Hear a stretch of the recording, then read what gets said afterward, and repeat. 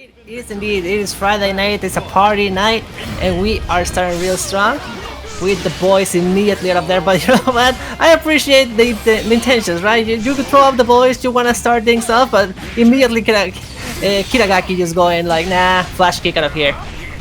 No, that's got to be an important thing for you in this matchup, just knowing how to get rid of the bro fam pressure and the bro fam mix. But the bro wheel gonna catch it anyway. 50 meter gives you so much armor on that move and creates so much space, or just run up and start pressure like you're gonna do after the BC and already adjusting to the DP. Full hop over it. Just going like that. I like that. Just immediately noticing, okay, I think my opponent is gonna try to reversal through my voice, but now, oh, sweet side switch. I love that. Just those little adjustments that Beelzebub has to do. He has to be one of the coolest characters in the game when it comes to the combo routing. Look at that. Oh yeah. Tiger knee to end it too, or instant jump into that JH just to end it. JHJU, one of the two. But yeah, he has really cool routing. And what I loved about that too is that we saw adaptations from both players in that same sort of interaction. When they baited the DP, Kiragaki said, all right, they're looking for the DP, so I'm going to catch them jumping, hit them with that 2H, and it set up that win. So that was awesome from those two.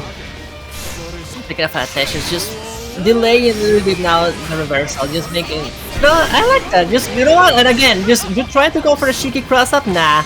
Stay in the corner. Here's where I want you. This is a Granblue zone after all. But now, managing to get out. Good stuff for Tux. Just, this is the blessed spot. Oh, you're not running out of here. Get lasered. All right, eat the mix too, and yep, the tricky slide switch. Tunington, I see you in chat. I know you're loving what's on screen right now. Hey, we're bouncing the Beelzebub across the hardwood. Hey, one more! And that is down. Tux taking round 2. I gotta say, I have never seen that conversion, eh? Like, comboing with the super from so far away? That was insane ballin'. Indeed. The tongue and groove right there being maneuvered by Lowain, and they are grooving for sure. El Sam and Tomoe pushing back that dive kick, so Beelzebub has nowhere to go. Being locked down from so far away with the cat bot as well. Critical combo on deck. Stuff for Mayoki. No, it's a throw. You're gonna get into the strike throw. Oh, trying to press there. Maybe he's trying to go for reversal, but doesn't get in time. But situation is gonna be for... No, gonna get for one more. And you cannot let Kiragaki just go away with it. Teleporting out, just let me out of this corner. This is nightmare situation. Oh, what catch! Anti-air missiles, get down, Mr. President!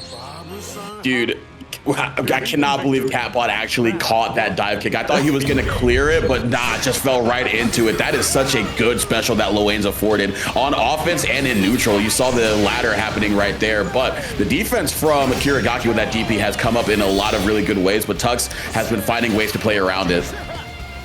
Look at that, just, ooh, nice, beautiful spacing there. Gets the sweep immediately into the full conversion, and look at that, the JU, nah, stretch those legs, buddy. One more touch. It's, oh, I think it's gonna be, yeah, what?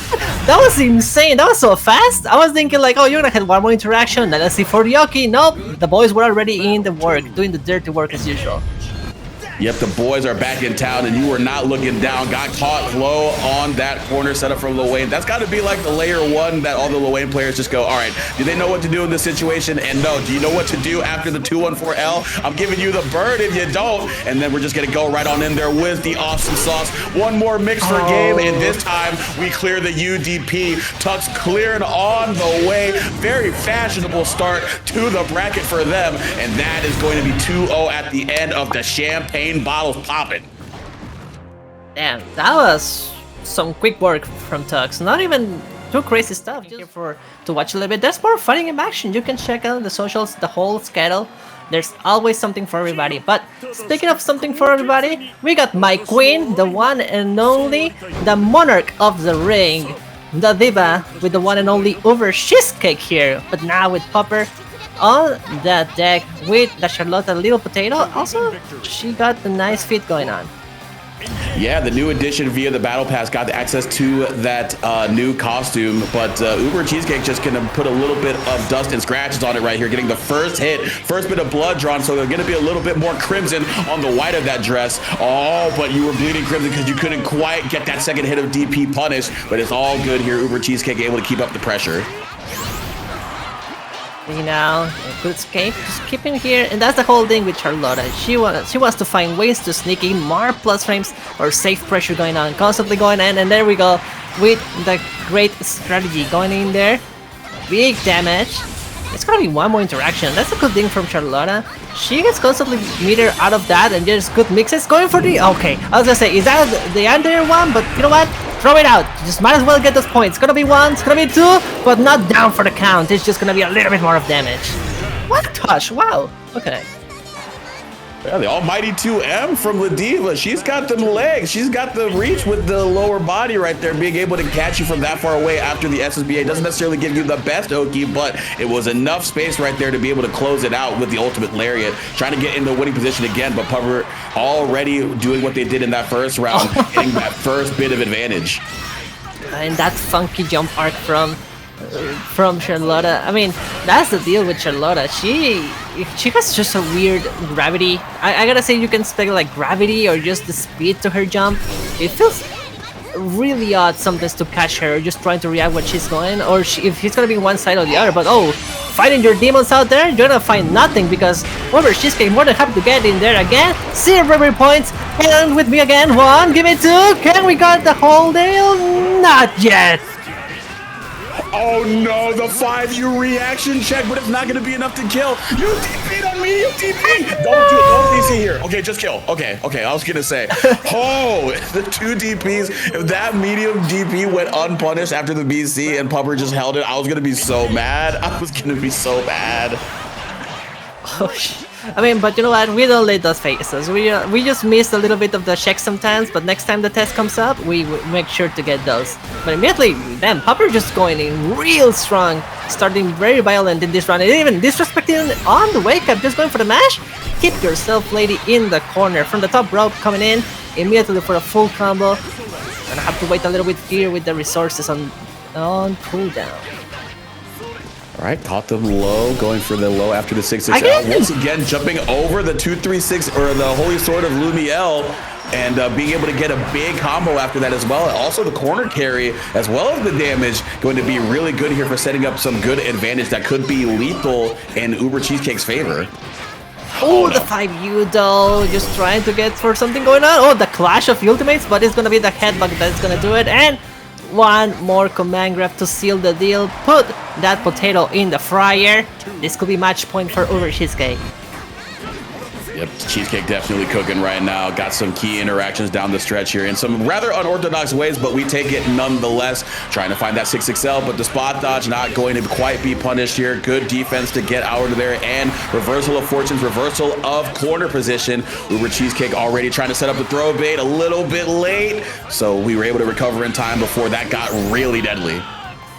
Respecting the OK, respecting the defense. Yeah, I'm out of here. I just gonna get one more chance and just gonna roll, literally roll out of there. Oh, but what catch? UberCheesecake just jumping preemptively, constantly making sure that Pupper doesn't feel comfortable in the anti-air, the air-to-air. Hit him with the diamond breaker and diamond cutter, and one more body splash to do it. That's gonna oh man. We were talking about TiempoGris being one of your favorite players to watch. You're going to see them with the Beatrix right now, yes, up against Tubbie on the Siegfried. I feel like I've seen Tubbie on the Zoe before, but I think they're just trying to stick with the character that can match Beatrix in terms of tier list placement currently. Not to say that Zoe is not in a good spot, but I mean, it's a Siegfried we're talking about here. I mean, Siegfried has been having a great time recently, just having a ton of really good results on every offline and online event that has been going on in the Airwater. So we can see more of that action from Tubbie, but TiempoGris, like we say, my boy indeed, with the Beatrix. I mean, Djeeta is always also a big monster. She really is being super strong, and they were like, we need to fix her a little bit, and well, she went from, you know, the classic top 1 to top 1. Congratulations.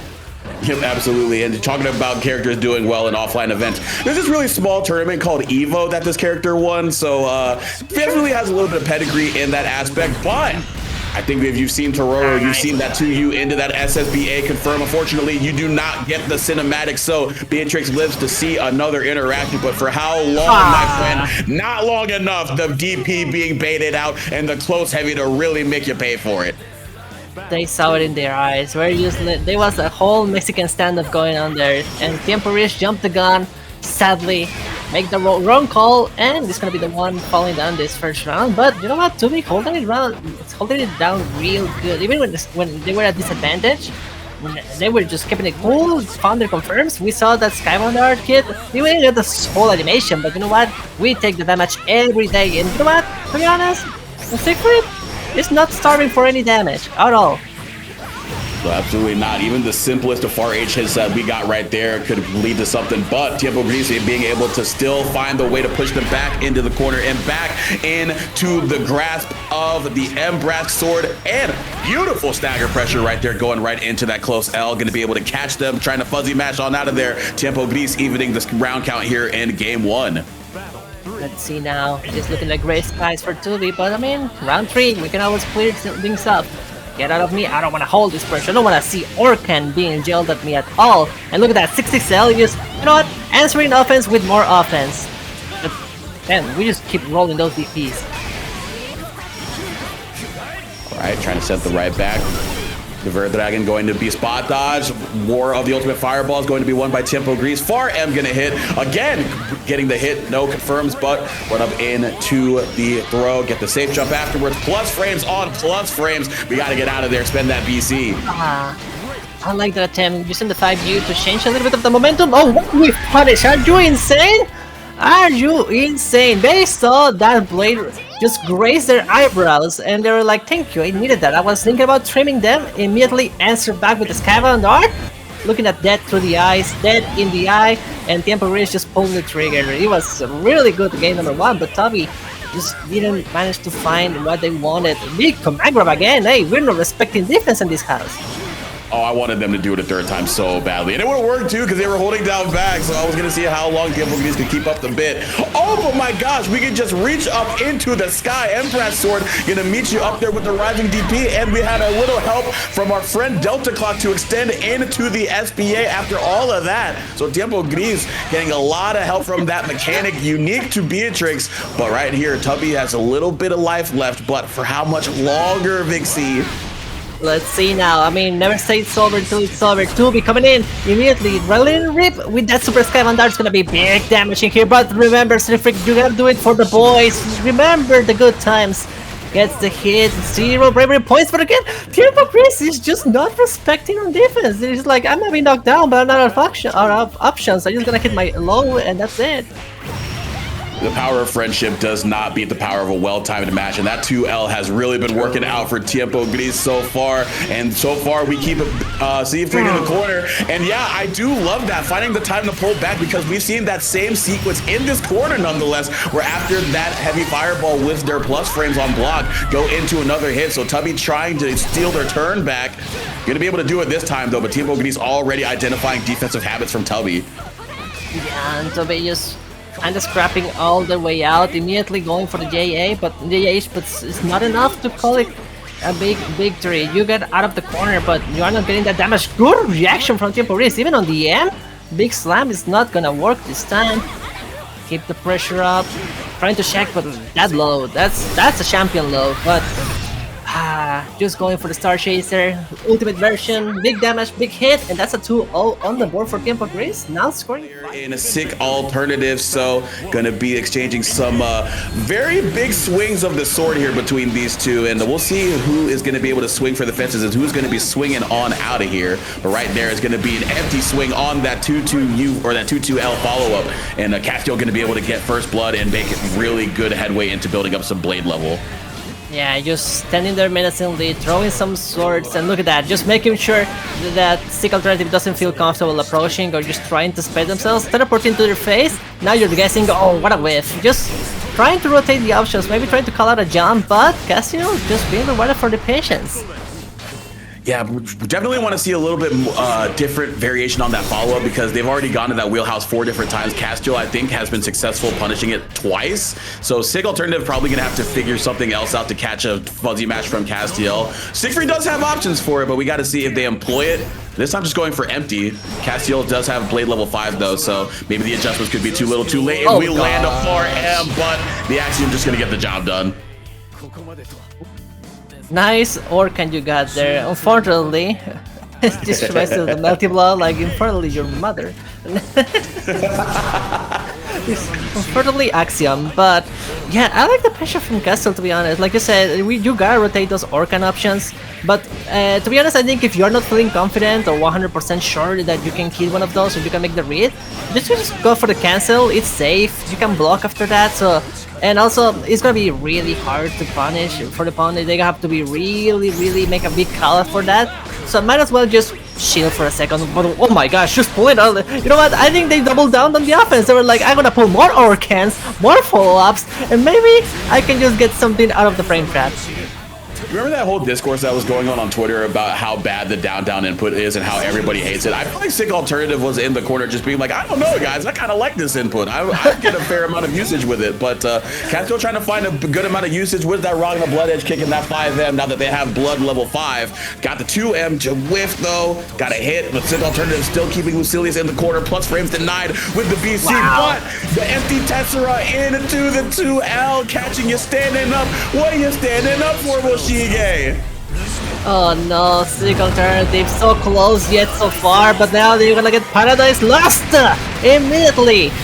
The super, the move, the one thing that side games always want you to look in all shapes and forms, get Paradise Lost. It's just that little pixel. You feel so comfortable, you feel so close, you are already there, but crossing the finish line sometimes is the hardest part.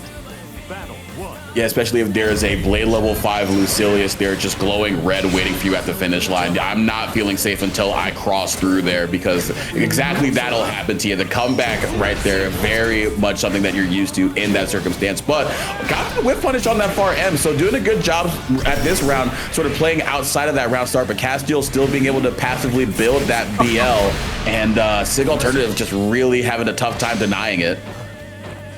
Yeah, I gotta say, Castiel just making a good job of just standing there menacingly, just waiting for the right moment to let it rip with either options, to be the teleports, just standing there with the blade, with the stance follow-ups, just making a right dash. Okay, I love that. Just making sure to grab some space, and I mean, Lucilius doesn't have a bad time confirming from long pokes, so gets the hit in there. SickAlternative looking for something, but it's just looking so hard to open up. Look at the teleport flexing on them like that.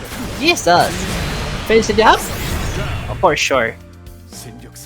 Built that Blade level 5 at the exact right time, so the Iscariot would be able to get an extension off of it, so Castiel being able to mine their manners and mine their resources to be able to end that round before it could get started for Siegfried. But Siegfried not even going to be able to get started unless we get a well-timed 5L match. If it's successful with Sabare.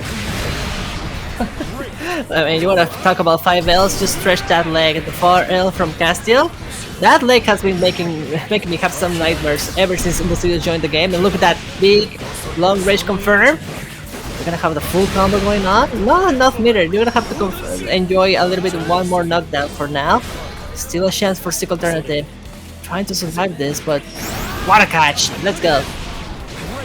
Yeah, I think Castiel being caught playing with their food. Well, now they're just saying, I'm going to finish what's left on my plate. That 5M going to catch the startup of 214X from Siegfried, and Castiel here for our bit of entertainment here in this match, Vixie. Oh, look, we got Djeeta going on versus Ringtext. Djeeta, who I had the pleasure of seeing them play in IFFS from the Soul crew. She also had an Insta cosplay. I think she got like 2nd place or 3rd place in the cosplay contest. I really loved how they were dressed with it. So now we see a little bit more of that Eustace that I really enjoy watching there offline. But I think Ringtext has other opinions. They're like, nice pretty boy you got in there. What if I just became, you know, the god of destruction and destroyed this guy? I think I got a bone to pick with Djeeta, because why is your name Djeeta but you're playing Eustace? You're mixing me from round start. I don't understand. Like, why are we lying to each other? We just met. I mean, it is... hold this. Fight back. You got slow buttons. Let me abuse this. You gotta fight back. Ring, you gotta fight back. Ring, you gotta fight back. Please. Dude, you know what? If I was Djeeta, I just wouldn't have stopped in the DP to finish things up. Oh my gosh. Oh man, yeah, that was basically just like, all right, what do you do here? What do you do here? What do you do here? And it just seemed like Ringtext didn't quite have the answer, so Djeeta may already have the early mental advantage over Ringtext, but we'll see if they're able to right the ship here. But right now, Djeeta just looking so strong. you know, it's the classic stoner and set play character thing where you just keep going and then you see that they're answering to your wanting and you just keep going because you just find pleasure in that. You just know they're getting desperate and you're like, yeah, a little one more. Very much a case of if it ain't broke, don't fix it. Oh, but that 5H is broke right there. The target combo confirmed. Gonna be able to link in to the raid boss SSBA. 999 hits to display it in pure glory and 4 golden letters on the board there with that down. Ringtext being able to answer. So hey, maybe not very much deterred by what happened in that first round. Be able to right the ship. Oh yeah, it was just okay. I now understand what you're looking for. And to be honest, that whole sequence, that whole turnaround in that situation, that last round, it was just because Ringtext was able to respond to the same situation, jump out of that projectile and get a nice counter hit of that, like that. Oh, but that's crazy too, because I think Djeeta was trying to foresee that and backed up to try to get a punish, but I think they either got 5H instead of a 2H or something. Either way, not going to be able to punish the jump and not going to be catching them with the ultimate rat race either. So Ringtext going to be able to get started, but the back throw into the ultimate rat race corner game. Active defense this time to get out of there. Oh, big hit. Oh, misses the last bit to be able to get the punish. Djeeta trying to break the pace, trying to break the distance. Yeah, from downtown, get it in. Nice, the fake out. That just fake out that Eustace has in his kit by default is really good. The RPS can get really tough if you're not on your toes. All right, getting the far H to hit counter hit. Not going to be able to get the conversion though. Keep him locked down with the yellow nade. There's a little bit of that RPS getting that command dash into the throw, but good tech there by Ringtext. Ah, nice. Here we go. I was thinking, I think Ringtext might really need to be working on those anti-airs, but to be honest, Djeeta is just showing them, nah, I am the one that anti-airs in this house. You're not gonna get out of the corner, but like you said, active defense is the name of the game, especially versus Eustace. You have to find somewhere because there's gonna be a gap, there's gonna be something on the RPS. And I mean, you're gonna have to throw rock, either paper, but tries to go for the, maybe for a break target, but doesn't come in time. That missed time play is gonna, it's gonna mess things up. But yeah, you're gonna spot dash that one. Specifically made to hit you. I was gonna say that's one of those skills where you are definitely checking them, being like, all right, do you spot dodge on reaction to the blue flash? Eustace has like 2 skills in that ultimate variety where you just get checked for that with the Flamek and then the orbs on the ground. So you got reaction check there for sure. Tries to go for the extension, but it's okay. Oh, a little bit too plus. We enjoying a little bit too much of those plus frames, and I like that. Just trying to make a decision, you know, throw something out, don't let them get comfortable. Just throwing the follow-ups to that dash. But now again, just guess beautiful conversion out of the rat race EX version, ultimate overhead. Just throw the cherry on top, make it taste a little bit sweeter, and finish this game 2-0. On screen, Nephetheus is going to be playing them, and Halcione on the left with the Yuel. So talking about some characters that got some pretty sizable changes in the most recent patch, Yuel being one of them, and we may get to see here in a second what exactly is good about Yuel right now. And look at that. I mean, it's the high speed mix up on the wake up, and either with the, I mean, either also with the stance. Once you start blocking, you have to deal with that auto guard button. But to be honest, I guess her strength is just in the distance, hitting that 5M. Beautiful stuff, and also like there we go with parry, just making sure the opponent doesn't feel comfortable pressing on disadvantage. And look at that, beat range buttons. We love those. Yep, you definitely love that 2M if you are a Yuel player. Yip Yip Nation is very much revering the glory of the 6-frame 2M that was bestowed upon them by FKHR. And right now they are taking them to the coast, so we can see a little bit more of that corner action. Just going into the good old third eye stance though. Gonna be able to get the low hit with that 2M. Not gonna be able to confirm into a super. I don't believe the U gets going to proc combo limit, but once again, that 2M after that 6XL, so good now, but we get a back throw. I didn't answer here, but still maybe a little bit too late. Look at that, chicken in with the low. Not enough to finish things off, but still now they're in ship range, and yeah. You miss one thing, you're forced to block, and that's it. Not a checkmate situation, but still a very rough one to the end. It's gonna be 1-0 on the board, and I think Nephetheus maybe looking for some breathing space or just changing the character. Oh, okay, we're gonna have Meg, the girl of the moment. Okay. The girl that brought in the patch along with her, alongside alongside Mari and Ursula. So we'll see if Neff has a bit of a plan for the Halcione Yuel. I mean, it really just felt like Beatrix did not get any time to play the game. Halcione just smothering and covering them early like a Waffle House order. But I do love the 6-6L to catch the 2M right there. So the backup to get out of the range of that 2M that Halcione has represented a lot. Neff doing a really good job of taking advantage of Meg's good ground speed to whip punish it. But big punish here, counter hit, a lot of meter behind it. Halcione getting started. And look at that. Oh, the stance change immediately to keep the pressure. Trying to go for the parry, but not gonna work. Immediately getting out of that corner. Nephetheus is just doesn't want to deal with any of that. One touch on the block, and immediately the break counter is out. I wanna enjoy my pressure. I'm gonna show you some shark full out here. Gets the hit for the finish. Oh, doesn't go for a full combo. I'm surprised. Oh my gosh.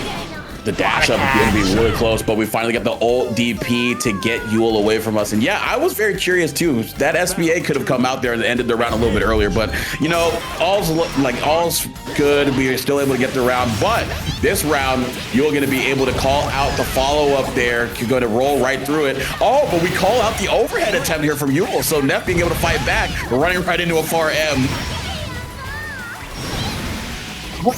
You know, we're letting it rip with this reversals. I don't want to hold anything on defense. Nice butt dodge.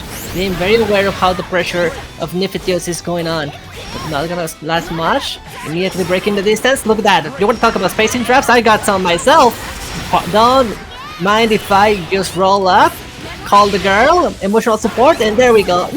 No, there we don't go. Oh no, we don't want to go there. Oh my god, okay. We're gonna go into the well of the far H, 8 frames and all of its goodness. Saw it used really well to whiff punish 2M and then being able to catch an approaching Yuel right there. And yeah, that's just a really premium button that Meg has access to. And I think I'm starting to see the game plan that Neff is going to with the Meg. I feel like they feel a lot more comfortable using that character's buttons in the range that Yuel wants to play in neutral. Yeah, I think Halcione is also trying to just be a little bit more proactive, just trying to make sure maybe with the auto guard parry button, just making sure to catch those extended pressure sequences. But look at that, no problem. Guess wrong, and look at this, enjoying a whole salad. Oh, call the girl. There we go. Keep up the pressure in the corner. Oh, that close H hit, but we weren't able to confirm off of that. That's really tough, but the far H gonna work out for Yuel. Big red letters and counter gonna be able to help them with the visual aid, and then we just side switch on there. That's a block button check, Neff. You gotta pass it, otherwise you're going to be pushing daisies in round 1. Press your block buttons, but look at that, immediately. You know what? Not letting that phase them out. Just, you know what? Let's go into the next round, no problem. I still have the advantage. I know I can get these corner situations, but again, just being caught lacking a little bit on the offense, just overextending a little bit too much. Gets the hit, immediately put them out, and again, back to prison. To jump low, hopefully we can see an SBA link after this. Now we're just gonna set up Mari for a little bit of emotional support. Running right into the DP, unfortunately, so our best friend cannot help us out here. Or roommates, whatever you like to say. You call your Homer lane for all the support. It's more than moral. She got the whole ass bazooka, but not gonna be enough for Halcione to survive it. They managed to survive the Oki. They managed to survive the tag team situation, but even then, not gonna be enough to save the round here. This could be match point for whoever wins here.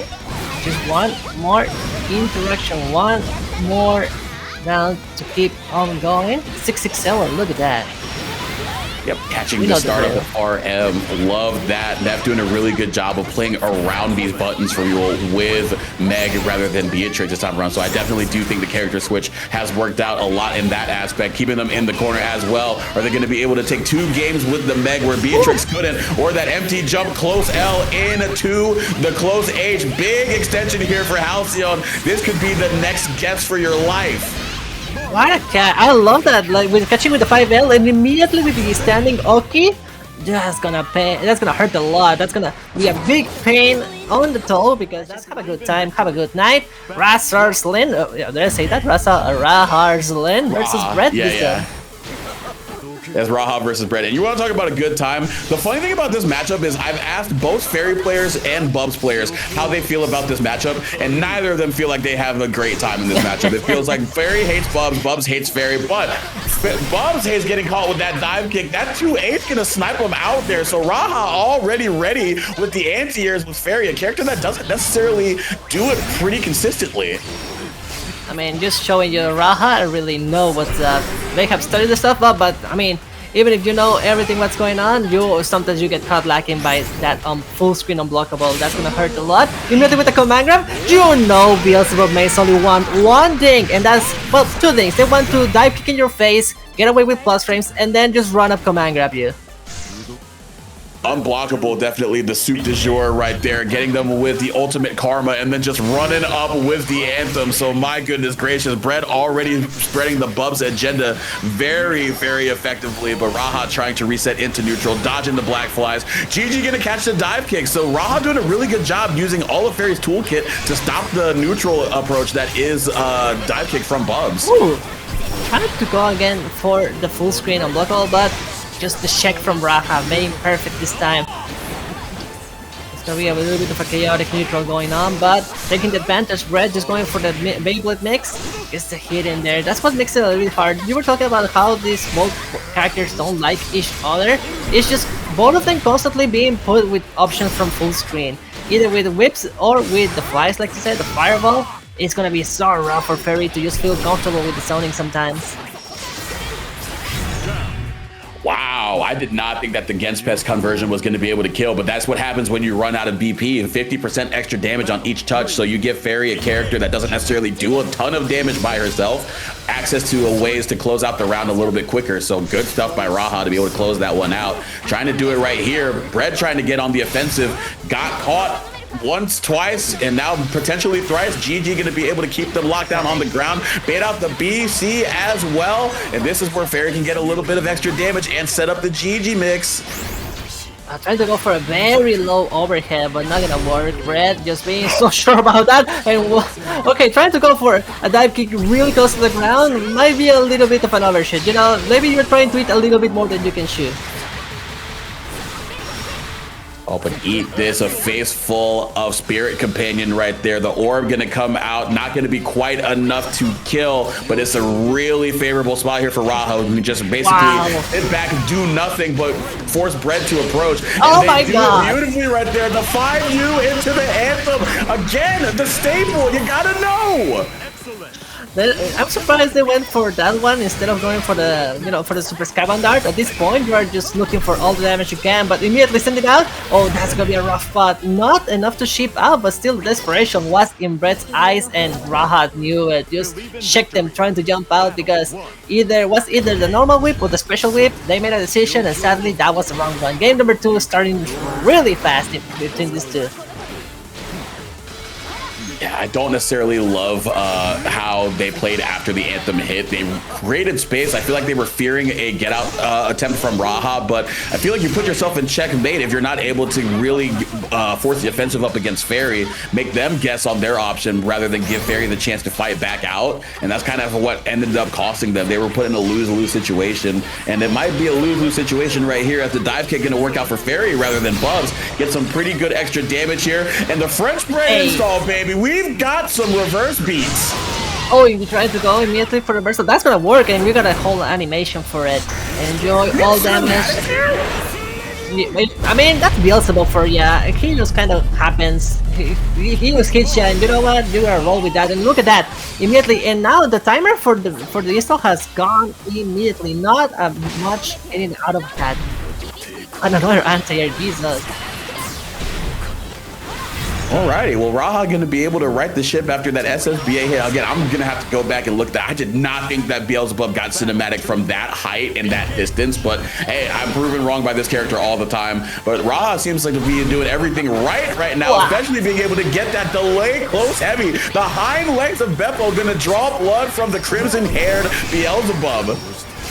Oh, I like that. Trying to get cheeky with GG and the DP, making a little bit of a mind game there to make Brett press buttons. But look at that, just it's not mind if I do. Just gonna change sides. GG, do all the work. Thank you very much, my dear friend, and that's gonna do it. 2-0, but without some scratches. I'm gonna say Raha with the cat artist Wavechan, but I feel like you're familiar with 2B if you play some Granblue Fantasy versus Rising, despite the fact this is not the game that she came from, but she feels very much at home right now with how good that she has been and how good Ladewaybac has been with the character. But going up against Dragalia, who's interestingly not going to Narmaya, not going to Vicky, but going to Soris. Going with the Lunalu of all the things too. They're playing random select today, and they're having a great time. Look at this. We got some Gorilla Nation in representation, trying to get those fists going in, and there we go. Some space out, and now you're free to go with those Mega punches. Enjoy those plus frames. Become a bull. You have a bull and a raging through a China shop indeed, trying to break through the neutral. That is 2B swinging that auto combo, very unique to her, being able to throw out these normals on whiff. Only character in the game that can do that, but every character can get punished if they misspace that lariat, and that's big damage you're affording Dragalia, who was down a ton of damage, but now going to be able to go into the install SSBA. Oh no! That hit from so far away. I was thinking that was gonna whiff, and maybe Ladewaybac was also just thinking that's not gonna reach me, but they get the hit. Forced to use the bravery point there to just escape, but the follow-up, you wanted to get a little bit too greedy there, and yeah, no defense points are gonna save you there. You're just gonna get rolled into the ground at that round. It was a lot of all or nothing situation at that point. Oh, going into the install SSBA there rather than a damaging one. That is a tough way to let Ladewaybac into the game that you were about to steal from them. But Ladewaybac, you're already seeing their MO trying to be similar to what you would see against Charlotta, catching the lariats with the jump or the neutral jump JM and sniping them on the way down and putting them into the corner. Wow. Far Edge going to catch the ultimate lariat though. Ladewaybac looking very poised to take this first game. Holmeyoki, oh, enjoy it. I'm surprised it just only gives you one stock of Masha there. Like, I was thinking, oh, maybe you get more, but no, it's just one projectile, one hit. Gonna have to hold that one for a moment. We're swimming counter current, trying to go uphill here, but it's gonna be rough. And also with that stall in the air, Soris has a really good DP, but not the best range on the upward side. Unblockable is gonna happen. Unblockable is gonna happen. I can feel it in my bones. So? They're gonna run up and unblockable. Oh no, but they just keep him at bay with the projectile, swinging the bat and gonna be able to swing for the fences in round one. So we will see what Dragalia does. Maybe not necessarily go Lunalu. Maybe go with a little bit more of a familiar character pick. But nah, they're locking in the one-eyed mage. Let's see now. Let's see who we get here.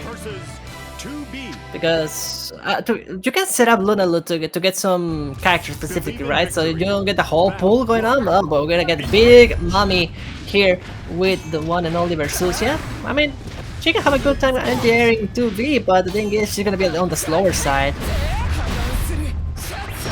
Oh, but I think they love the fact that Ladewaybac just kind of ran into that 5L range, so giving Versusia a chance to play at a little bit more of an effective spot. But Ladewaybac fighting back out, had the resources too to really take this coast to coast all the way to the west side of things, going back 3 hours. Now catching them counter hit 2M. Oh, but Nimbus gonna get us out of there. 623H. How about that? Beautiful. They know the range, they know what's up. They were like, you know what, I'm just gonna throw it. If it works, it works. I get a full conversion out of that, and look at this. But later, just one of them just not willing to hold the disadvantage for too long. They're just gonna throw something out, and the opponent better be ready to deal with it. But we're gonna start with the light buttons. Do we have the resources to finish this, or the combo limit is gonna? Yeah, the combo limit is gonna hit. One more touch and knock on the door. No one's answering. That's gonna be a knockdown for Dragalia. Stagger 5L, a very strong tool to implement into your offense in this game, and Ladewaybac doing a really good job. Both interactions to close out that round were the result of good stagger offense. So Dragalia trying to play a little bit further back, throw out these medium skills to create some zoning, but that's hard to do against Ladewaybac, especially if 2B has access to that skill gauge, because we can throw out the wire, we can throw out the beam, we can do a lot of stuff to command some space further away. Oh, counter hit conversion. Love to see it. You know, speaking of the wire, that move is really interesting. Just in the way how it interacts, or better say, it doesn't interact with projectiles. so you can just use it as a check from full screen if you think your opponent is going a little bit too happy, but we like to use it as a combo extension as we are seeing here. Not enough to finish things off though, but I mean, it's to be. You have more than enough tools to just get that last hit, that last dodge, that last confirm. 2-0 and a handshake. Lade is gonna take it. He is gonna step up to play once again on the part of LagnaJakulei up against Nelu, holding it down with the TTV link and the Sandalphon. Sandalphon is someone I don't see that often, so I'm happy to see some representation of the guy. The low-key product going on in behind the scenes, trying to fight a good fight, but to be honest, we don't see him that often. Still changing a little bit within the changing between the elements, going for the fire one to get some extra damage going on. I like the idea, but it's a little bit hard to balance out when to go for it. Thankfully we got the advantage here, but you also be getting a little bit of extra damage on you. Alright, gonna be able to BC bait right there, gonna cancel into the down or the orb special. Fighting back with that far L. Nelu trying to get on out of dodge, but they're gonna be able to expertly dodge the ultimate Flamek. Really good stuff here, and I believe that this could be an interaction to win the game. If they can confirm into the SSBA, they do that. Really good awareness there in the matchup to get around that ultimate Flamek shot. We got Paradise Lost, but the good version, you know, the one that actually saves the world, not destroys. Showing the power of all the Arc Primals, making sure to show what's up, and to be honest, that's a really cool super, not gonna lie. Oh my god, it's beautiful. I love it. I think Sandalphon is like a very beautifully animated character, so I'm with you. When I see this character on screen, I'm very excited. Let's see now. We also get excited for Eustace, so we're gonna see some gaming going on here. But what you mentioned, just avoiding really well the ultimate flam shot. That was something I didn't expect, but to be honest, Nelu definitely done their homework for that. Just grasping the... sorry, I'm so used to saying the opposite, but grasping victory from the claws of defeat at that last second, that was impressive. Alright, got the 2L trying to challenge after the ult rat race, so we're not going to get fully punished for throwing something out in the face of the green nade. But again, Eustace with all those skills can lock you down. Nelu doing the right time to use the ult fireball to create some space, but Lagna being able to answer with some raging strike conversions as well. Ultimate Flamek shot not going to be quite enough. Far M not going to do the damage needed, so Nelu gets another chance to live. And yeah, I was going to say, you got to be careful about throwing something out in neutral. The beam can come out. Again, that's one of those specials that you really have to hold, or you just gotta be really patient with it, because the moment you try to make a teleport or a spot dodge, it's gonna hit you. So we got a big beam to the face, but Lagna not worrying about it at all. Big patience, big knowing just when I just gotta wait one more moment, and that's gonna be anything I need to get the round. But look at this, Nelu doubling down on the offense, getting the fire element out, but DP to the face. Yeah, Nelu fearing chip in that previous interaction, but not gonna have to worry about that right now with a very commandeering health lead. Very dominant display here to open things up and finish it as well. Round 3 going to Nelu and Sandy in a very strong way. Game 1 to get up early in the set. Lagna doing a really good job in round 2, but Nelu seeming to find the answers. Let's see if they can keep up this momentum, Vixie. Take them to the space, and also just checking out real quick, and it seems like these both players is the first time they're on stream, so nice to see them here in Paragon. Lagna from Monterrey, Mexico also. Saludos a toda la bandita. Surprisingly, they're not a Tilín, because everyone I know in Mexico, they're a Tilín, but definitely the punishment is come down to the zoner. You ain't gonna have any time to shoot your shots. Nelu making a big statement. Yeah, I hope they're streaming right now, because they're doing a really good job of playing or demonstrating to the crowd here that they know how to get around the game plan of Lagna, doing a really good job of getting in early and getting in often, and now being able to get the stagger pressure with the pressure reset with the delayed 2L, gonna slowly encroach into Lagna's space, make them very patient. Do they try to use ultimate Flamek to give them some time here? Yeah, ooh, trying to...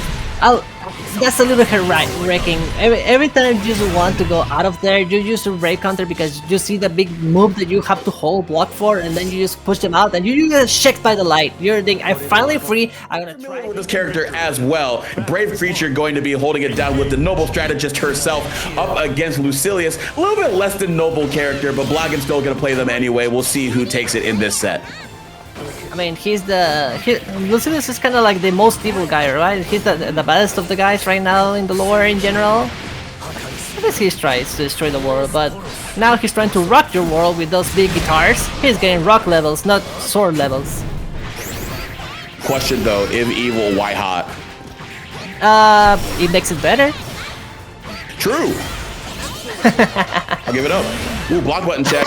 Oh, what the wrong raging strike up against the demon flip. This is indeed Granblue Fantasy versus Rising. The text is blue, and you are going to be feeling blue after getting a hit from that, trying to bait out the BC with the demon flip, but that ended up being a combo for Lucilius. That's crazy. I mean, they try to get away with it. I saw that. Like, you want to get sneaky with it, you want to get crazy with it, and you only get punished. It's one of those things you have to try at least once, you know. Like, and if it works, you're like, hell yeah, I got my clip for Twitter.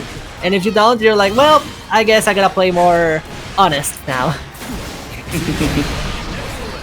No, you actually have to play noble with your strategy and be true to the name and just not necessarily throw that out. But here we go. Holy Ladder going to be something that's going to be represented if they get or continue to be pinned down here by Lucilius, because right now they're just being caught all of these mashes. And this time you try to get me with that raging strike. That won me the game. I know how to respond. And look at this. Yeah, again. Hit it with the axiom. 1, 2, 3. Make him one more shot. Yeah, there we go. Definitely looking real good Blagen out here with the reactions on deck. You don't test those. It's quite the message you have gotten. You don't test the reactions on this guy. It seems like people are sending the message that we got some good action here on Paragon FGC. I saw us get over to 100 viewers here on Twitch, so appreciate y'all on this Friday night checking into our ladder portion right here. But you got to check in with the Holy Order of Lumiel. The Holy Ladder going to be able to check you on the ground and in the air. Right now, Charlotta doing a pretty good job. Brave Creature pressing Lucilius up against the glass in the West Coast side of things, denying the plus frames after the Tessera, but Charlotta doing a really good job. But the fade away jumper landing with that 5M on the recovery of Ult Ball. Oh, I guess bait on the reversal. You're gonna enjoy a big counter hit here if your name is Blagen, but this the reset and bait the brave counter. Oh my gosh! One more chance though. You don't live. You gotta finish your food, but sadly the conversion didn't work. Blagen is staying alive today. I mean, sorry, Brave Creature is staying away today. Yo, the B and C buttons are not working for anybody right now, because I feel like I've seen so many kills as a result of a mispurposed Brave counter attempt on either side. And that was just another example right there. Got the BC bait after the Tessera, didn't quite work out, and then the empty jump to call out the BC the other way around. Like, it's just crazy. And keeping up the craziness on the offense right here. Plus frames after the demon flip over to the other side. Brave Creature just forcing the scramble. They try to throw some weakness and everything. Beautiful spot dash immediately with the throw. Blagen wasn't ready to take that. Immediately gets put in the corner. Now you gotta hold this, but still, check out my Jace. Look at this. Look at the heals. They're new. Yeah, they came in the newest battle pass. Do you not know? Oh, they were trying to show them their heals with the far M, but Brave Creature just says, nah, the stilettos are the star of the show for me. I'm gonna put them on this box right here. Stand tall, stand real proud as well. Even off the set count here, 1 game apiece. Game 3 on tap. Hey, you got the bug. Any chance those stilettos coming with any sales? I know Cyber Monday is over, but you know, extended sales maybe? Maybe. I don't know what the commerce is like in the Granblue world, but I feel like they would give Charlotta a deal. I feel like she's done enough in the world to warrant that. True. She definitely gets some kind of discount, at least at the cafeteria, but also getting a really good starter here from Blagen. Definitely being more aware of those demon flip shenanigans going on. Deciding it is my time to shine. I don't want to deal with those anymore, but these drops are hurting my heart, Soma. I know, but maybe we're going to be able to kill with that far H hit, dump all of our diamonds into the Raging Strike. Tesseract or Iscaria going to kill? It is. Got blade level 5 at the last moment if they needed to extend. I don't know if combo limit was going to hit there, but either way, it doesn't matter. Got the round. What a catch there! Oh my gosh, with the far L? Definitely, yeah, this little definitely be in the MVP today. Gosh damn. And then with the big anti-air, big conversion, brave creature. I admire the brave, but the bravery in there, but you gotta, there's a point where you gotta stop with those jumps. Yeah, this time we were ready for that 2H and a beautiful conversion as well with that 6-6H. I do love it. You were lamenting the dropped combos there. And the anti-air on the far H once again. We'll see if we got caught hitting a button. Tried to deny the plus frames, but missing out on the punish. They gave you some more recovery frames to punish that. A little bit tricky. I don't blame Blagan, to be honest. It is very tricky super to punish. But again, going for the jump in. Oh, this is ship out situation, but now going away fighting, says my Kicker. Just gonna go roll. Yeah. I'm more of a what have you done for me lately, but lately I have been loving seeing a little bit of Ferry action from PP, man. They are a pretty strong Ferry player, but we'll see what they do up against Torn the Belial, a character that's still sitting pretty strong, but I feel like we just don't see him a ton these days. Yeah, Belial kind of fell off of the map after the big nerfs he got. I mean, to be honest, he also enjoyed a lot of buffs, so I guess he's paying for his sins, both in Vanilla and that season here in Rising. But PP Man definitely looking real strong. Look at this, you were talking about the Ferry making sure to show up recently, and now definitely putting on a big show. Look at that. That's a great way to start things up. Yep, and getting out of the way of the Vasako command grab, dashing past the GG. So I'm going to be curious to see what PP Man does to adapt to Torn, because a lot of people will pick one option as we get caught by the hit scan far L. A lot of people will default to one option to sort of deal with GG. Do they sit and hold it? Do they back up, or do they run through it? And Torn has run through it each time, and we see it right there. They got put on the other side, so we'll see if PP Man adjusts, or right now Torn just keeping up with that game plan because it got a really good reward right there. When it comes to zoning, timing is everything. So yeah, like you said, let's see if now with Torn running around, PP Man is gonna change things up, or if we're gonna stay on the same. This is a terrible spot to be in. You gotta just trust that you maybe gonna make it out with a Brave counter or a DP, but it has to be just patient enough to put Torn away for a second. That's gonna give you, oh, I like the use of a Brave counter there. Usually that move keeps you real safe and pushes you far away, but Torn was just like, nah, keep being here. What a catch. Oh, what a DP on the dive kick attempt right there. That's a scary spot to be in with GG right on top of you, and you're worried about that 50-50 coming in, but good stuff, just retaining that mindfulness and being able to DP the start up of the dive kick, and then being able to use our 5U up against the long whip normals of Ferry. Gotta be a premium option for Belial in this matchup. Oh yeah, I mean, definitely Daddy wants some sugar, and I guess PP Man is more than happy to give it to him. But, let's see. Corner spot, Granblue zone, you know what's up. This is a terrible spot to be in. Scary stuff with Belial. That command grab can show up at any second, so you don't want to get too comfy blocking here. Oh, what a conversion with the J Edge from so far away with the Brave, with the BC. It's gonna hurt a lot. Back throw as well. Gonna be able to block the BC. Oh my gosh, yeah, just calling out those BC with the spot touch. I mean, you're not plus enough to get a punish off of it, but man, you stay in prime position to take advantage of that big health lead that PP Man was really wanting to get as Ferry, but Torn just completely flipping the script on him. And people start real strong. They were showing a very convincing showing in the round 1, but I'm surprised Torn just turned it away. But that's Belial for you, even when he's not as powerful as he used to. I always say, Belial has that kind of kid that is hard to 100% nerf. He's always gonna be scary. He's got something for every situation, and I think Torn is doing a really good job as we deny it with the delayed DP of maximizing every situation with the right pick of the toolkit, just being able to go into the proper belt loop to call out the tool needed for the situation. And we just need a little bit of extra damage from this SBA and helped out with a little bit more from that 20% damage buff because Ferry was down to 1 BP on an already low health character. So Torn, again, the offense especially, being able to find the right times to get aggressive has been really, really strong. Yeah, and look at that, ignoring G. You were talking about running or backing up or just hold it. Torn was like, what if I just simply jump into you? I have that extra option that you were talking about, and just being able to skip every part of the process that GG entails is just wonderful for Torn at this point. Still a disadvantage of HP. I mean, we saw this happen before too. He's more than happy to just wait until the right moment comes, but hold the orb, behold the orb. Oh yeah, even though you BC'd, it's not your turn. It's not your turn. If that thing is out, it is out for a few seconds, regardless of what's being happened or what's going on with Ferry. And yeah, tried to reverse fortunes right there, tried to take your turn back, but nah, it was not time. Beppo and the rest of the Spirit Companions holding it down for Ferry while she was out of commission, but not out of options. Definitely, the options, there's always so many. So you have to be really, I was gonna say you have to be really cautious about the range, but like that 2M is always making sure to keep things in check. You're gonna get comfy versus those shoes. Get in there and just that super jump. Torn just escaping every single time. Get checked now. Extension, yeah, whip him good.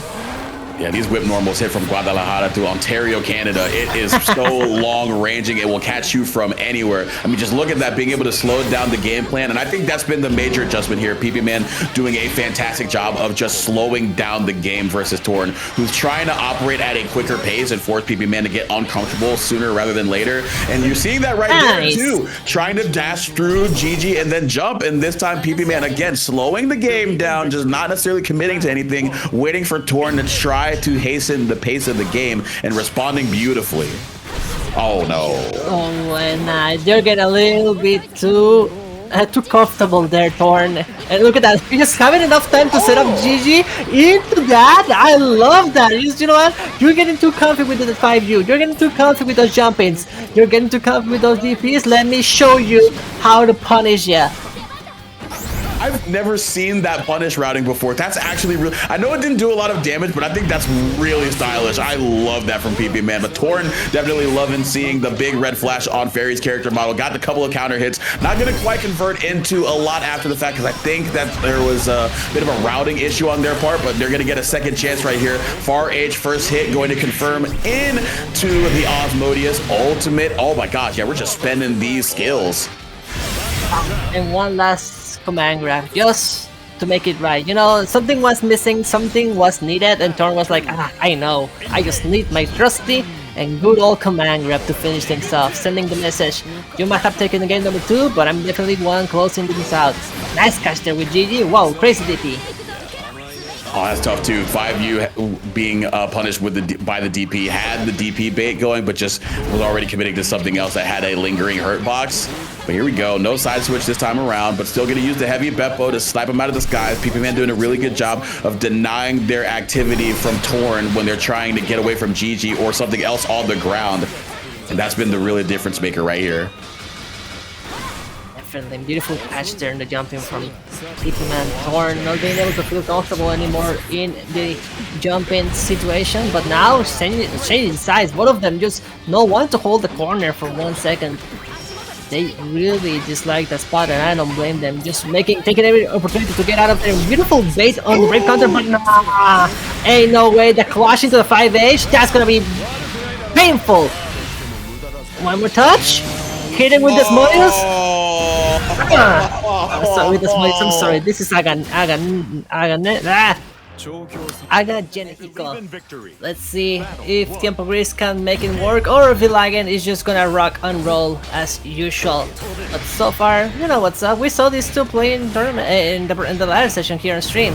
So let's see now how the matchup between these two, because you know you get to play versus a lot of people in the ladder, sometimes not versus the people in the top 8. So maybe everything changes once you face a new challenger here in the bracket section.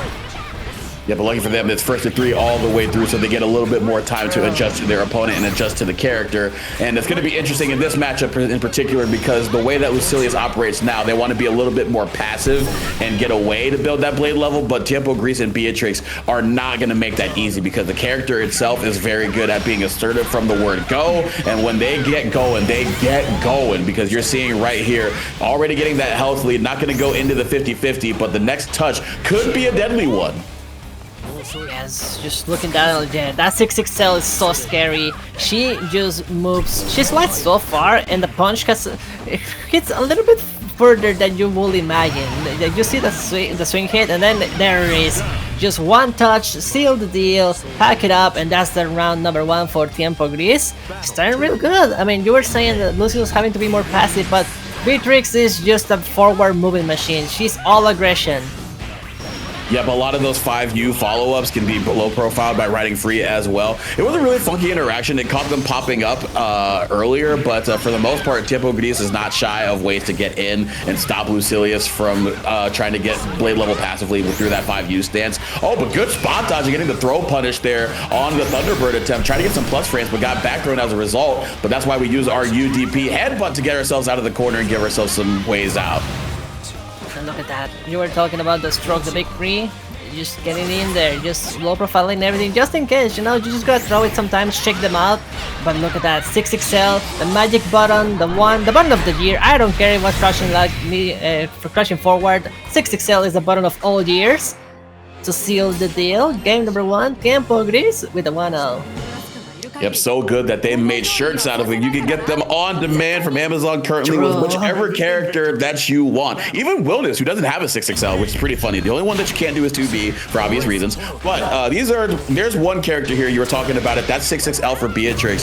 Very, very strong. And so is that riding free, but BeLagnaJakulei doing a really good job using that 2M, not defaulting to that 5U, waiting for her to go into that 2-2X, but had a little bit of time to fight out, but BeLagnaJakulei again cutting them off at the pass. Beautiful adaptation here in the neutral.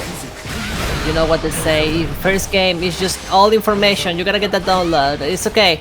I mean, they killed dial-up internet just recently, but you know what, sometimes it just takes a little bit of a moment to get that download in. Just gotta check what your opponent is looking for, and it seems like BeLagnaJakulei has made adjustments, being more proactive here, checking the TiempoGris more on the distance, but that's XL as usual, making things so hard. And I mean, Beatrix just has both the Delta Clock and also the moves to make it coast to coast. It's gonna be a Super Skybound Dart, but we cannot get a little bit too comfy here yet. It's gonna be big damage, but still we got to make a big comeback.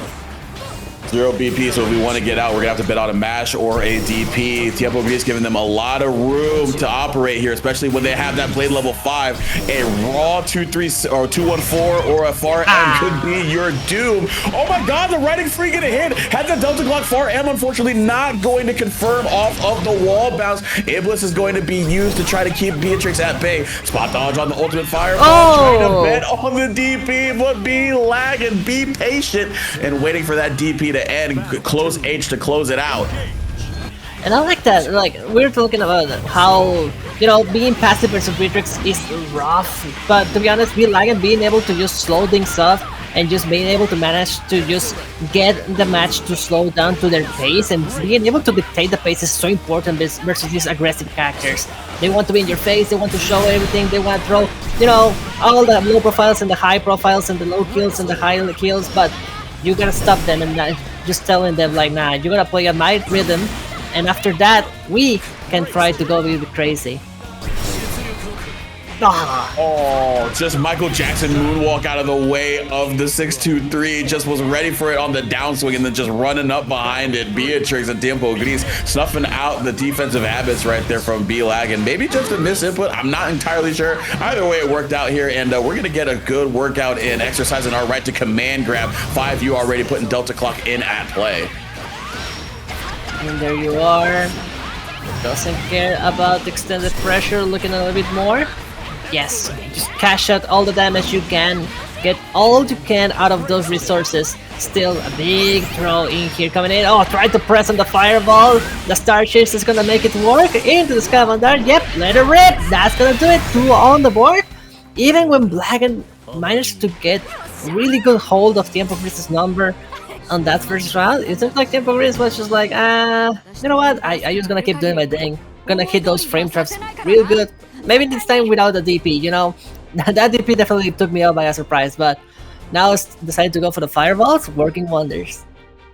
Yeah, I think the big thing too was that B-Lagan was very focused on getting the adaptation in neutral up against the riding free and the assertiveness from round start, which they did do. They did a really good job of using that 2M to keep the riding free at bay. But it was TiempoGris that just was like, all right, I had the answer to the answer and approach neutral in a different way. And even though like, I mean, I don't want to say even though, but they just have to be able to win at that phase to be able to get started against a character without a DP. That can be really tough. So TiempoGris taking advantage. And I think wanting a DP meterless, they're going to Sandalphon. So the other end of what makes the sky blue is being shown right here. With the blue clouds too, I mean, making sure to put that episode in front of everything. But let's see now. Seems like TiempoGris is just, you know what, you can throw me whichever Archangel you want. You can call all the other 4 if you want to. I don't care, I'm just gonna keep doing my thing.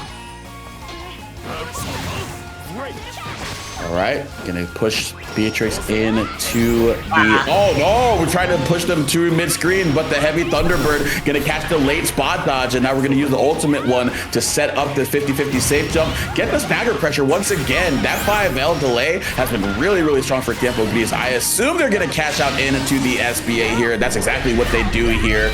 Last signs of life here for Sandy. And talk about a hard, in between the rock and hard place, it's just... Again, the 5L just knocking on the door. Making quick work. This is match point for TiempoGris. Try to make a clean 3-0. Showing that Beatrix still has everything she needs to make everything work. Strong character that hasn't stopped showing everything but every time. But B-Lagan managed to get the hit. Oh, nice style on them. Hit the throw, but both of them pulling the brakes. Right, taking them to the corner, being able to spot dodge to get out attempt with the 236U. The far H going to give us a little bit of breathing room though. No conversion after the fact, but it's the positioning that really pays right here. And TiempoGris knows it, wants to put them right back to where they started. Ooh, late spot dodge again, but got the throw instead. Not a punish, but that could have been disastrous. But here it is. You were talking about those DPs, but it's gonna be a little bit of a heartbreaker. Finally, B-Lagan managed to get the hit. Just, you know, finding a gap, just or something. Let me out. We got also the beautiful lady with Galleon, but we're gonna have the big guy now. Yep, big guy, SpongeBob pants. Okay, Wilnas coming out right now, but going up against Gran in Dragalia with the Lunalu, still keeping it with it, but keeping it real basic, keeping it real vanilla, but nothing vanilla about this damage right here.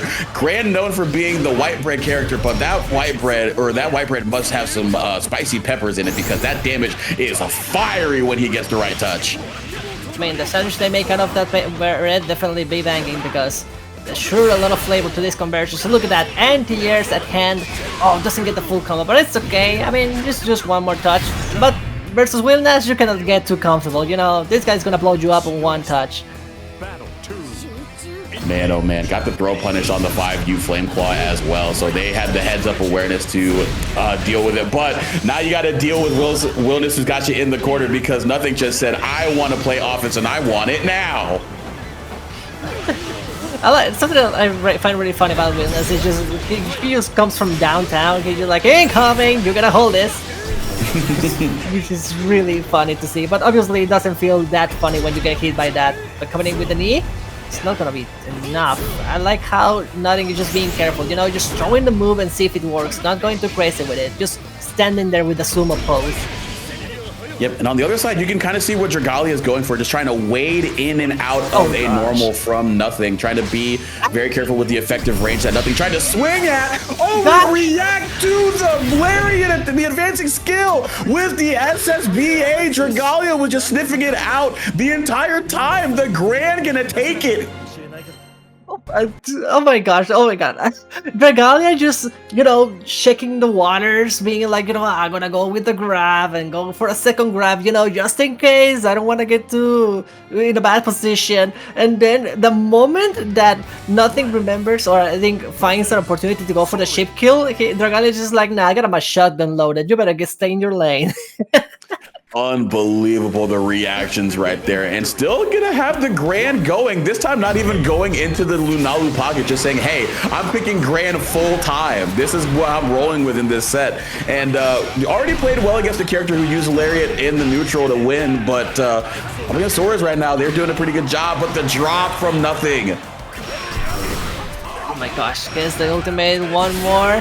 Yeah, full conversion. It's gonna be beautiful stuff here for nothing. A whole different look in this match. In game number 1, look a little bit more topsy-turvy, you know, I get my hits, you get your hits, I'm in there, but look at this. With Soris, it's all nothing.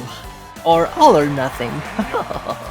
Oh, I like that. I also like what we're seeing with the Soras here being a lot more proactive. Well, actually, they were being proactive with the Wilnas, but it feels like nothing is just a little bit, or maybe Dragalia is just a little bit more unsure of how to play against the Soras versus the Wilnas in terms of how the neutral's being approached.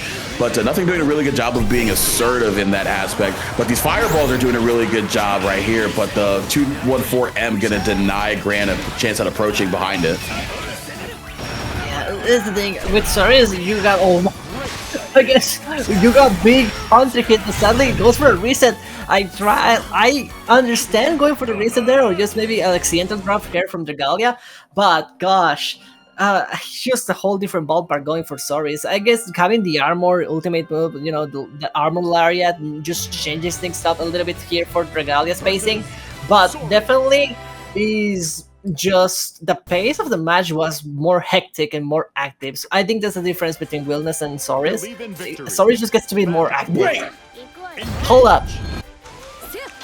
They got Narm on Lunalu, dude. they got Narm on. Maybe okay.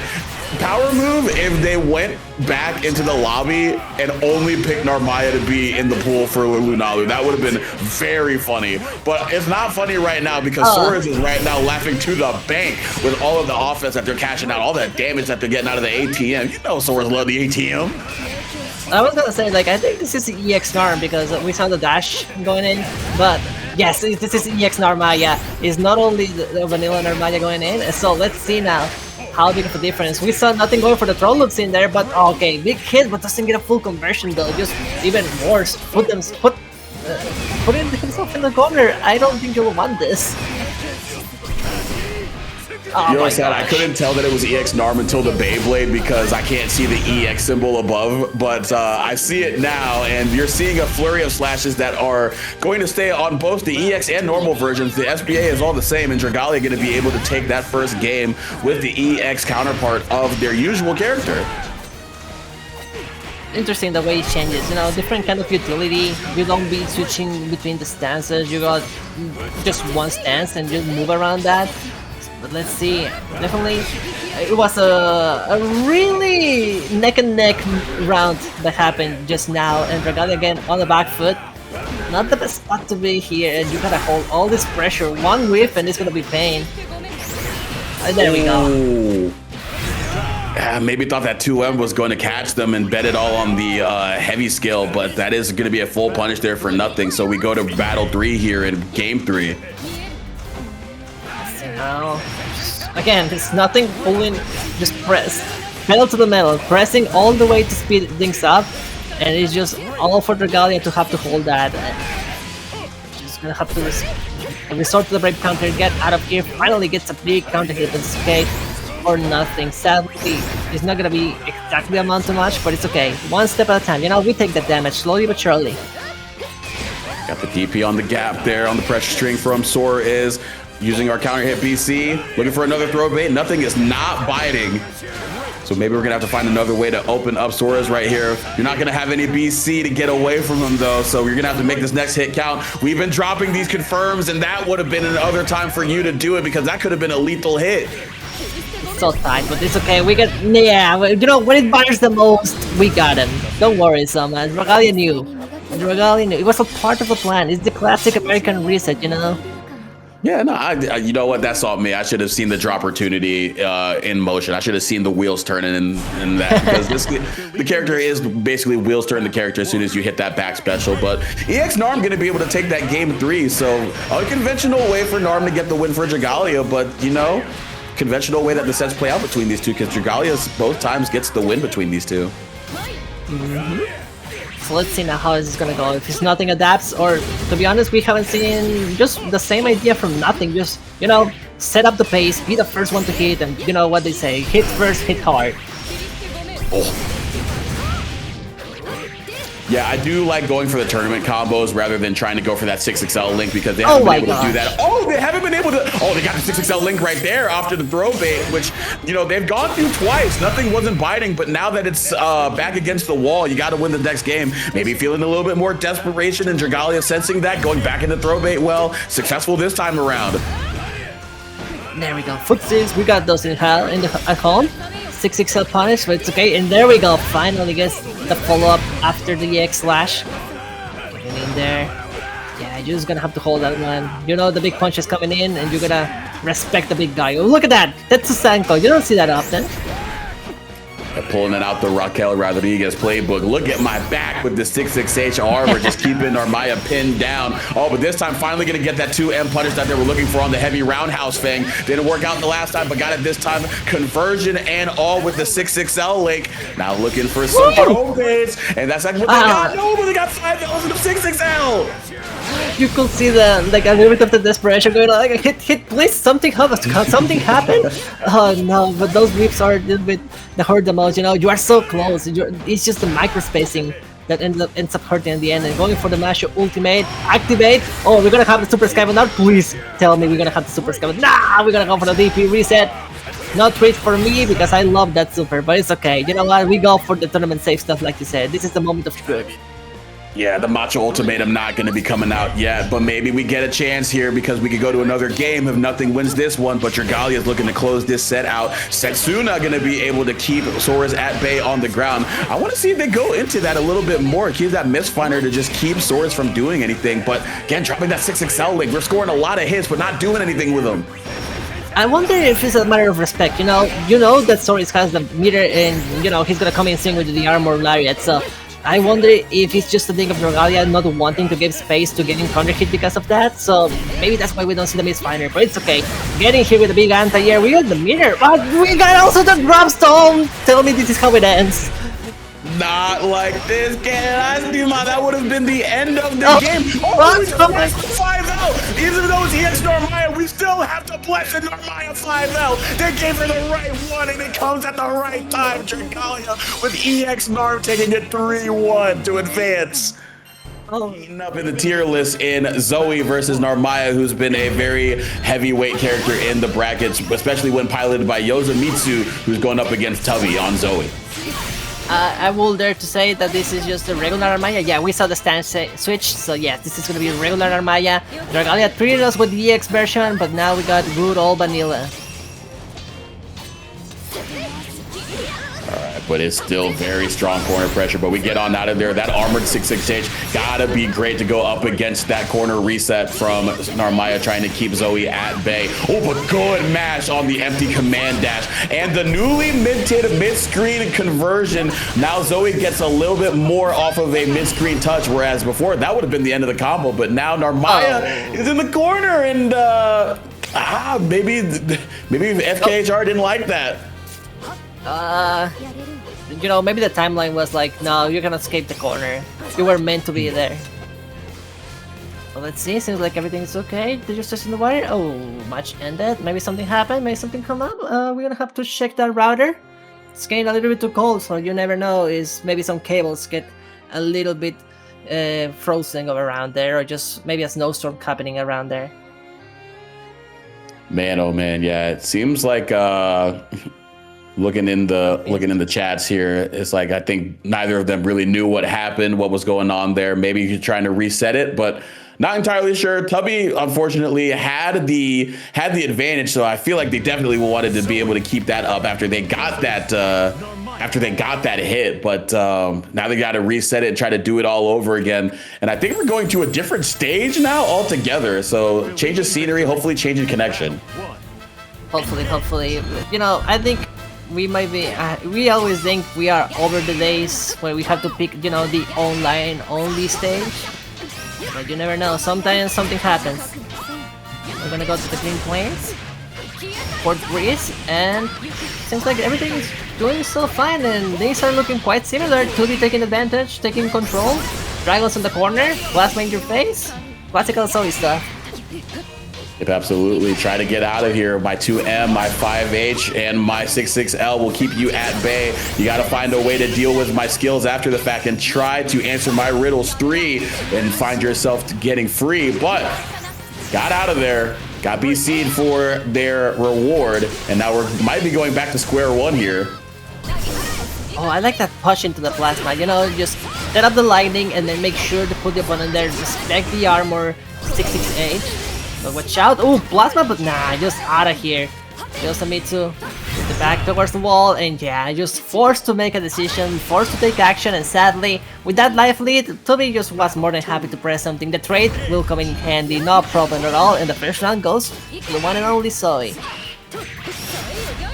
Alright, round start, aerial spinning slash, the classic, but here we go. Yosamitsu now getting started with their own offense. Meaty 5H, gotta know not to swing there because Yosamitsu will be ready to catch you for putting your hand in the cookie jar. This time using our BC to get on out of there. Denied that very precarious situation, but Tubbie, the damage has already been done.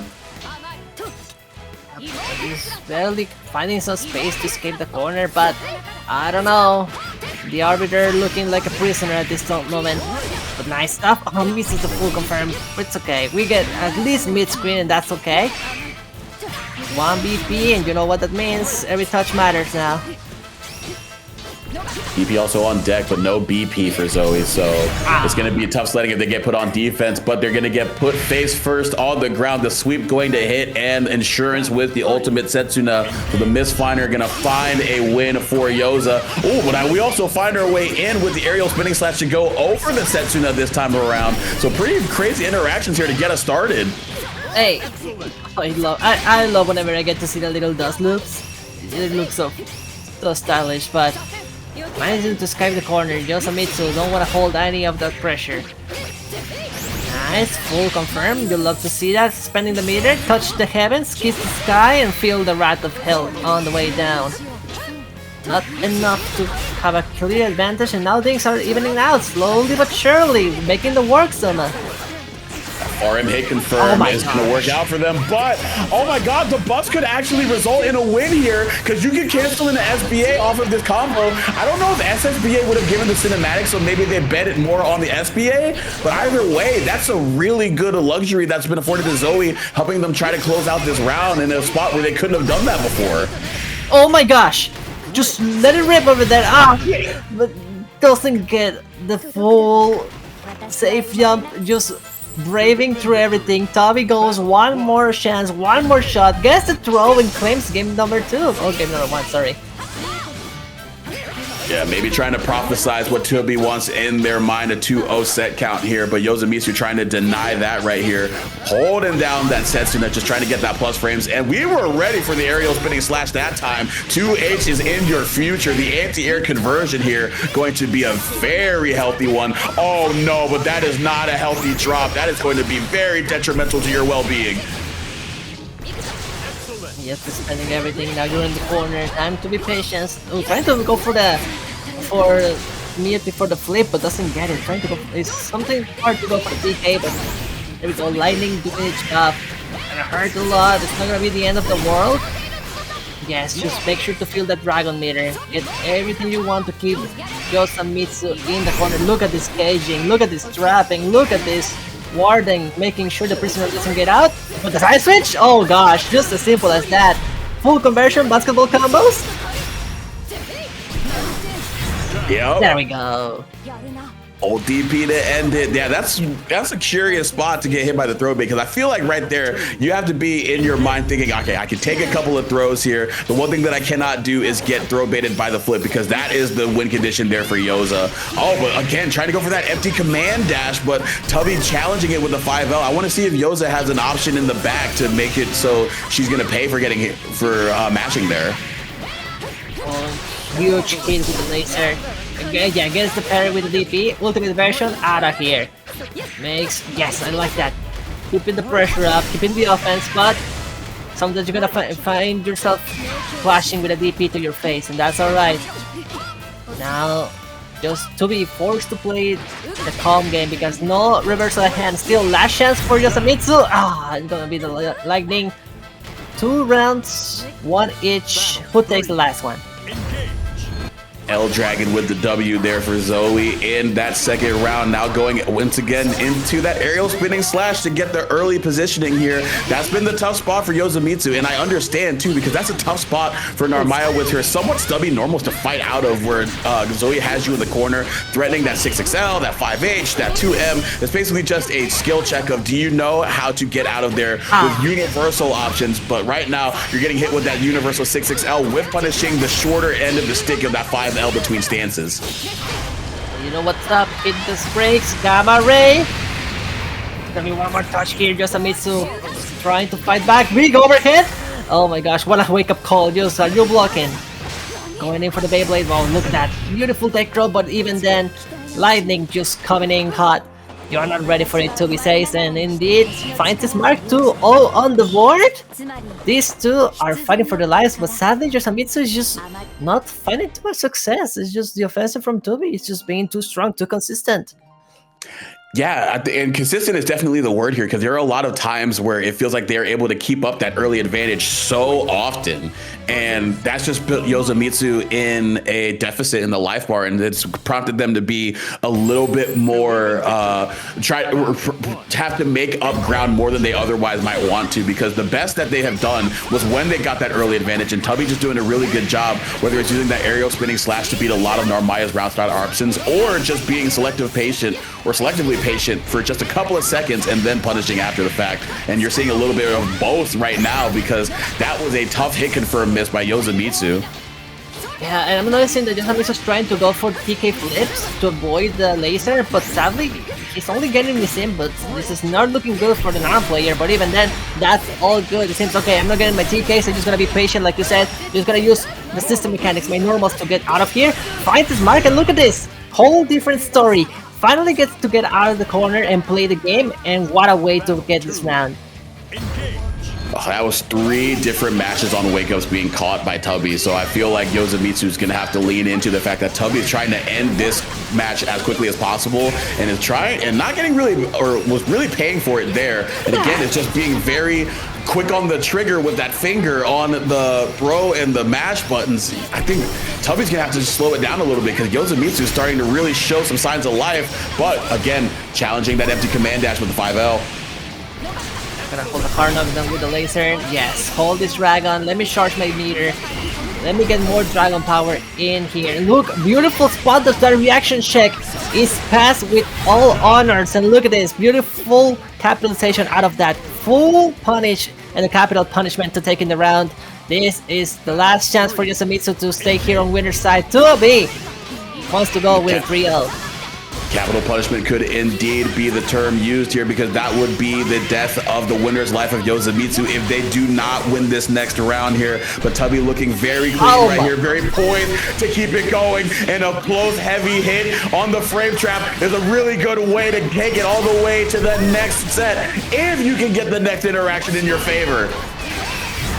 Oh, what a bait on the frame counter, just in their face, just telling them, hold my child, go, go my little dragons. We're just gonna get right into it, presumably, because it's gonna be Sin up against Yoru Sensei on the other side of winner semis.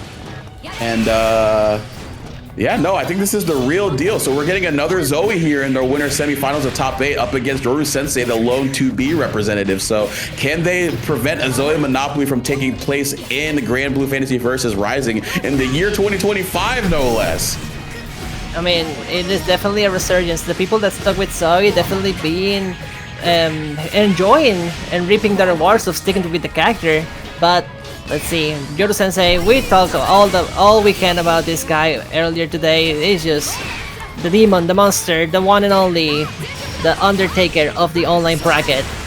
So let's see if Sin can do the work to knock them down to loser's bracket. So far, you know, looking at a little bit for Ross Pod going on from the start with this HP difference, but you know what? Now we can take a little bit of the rhythm into our hands. Might be a different story.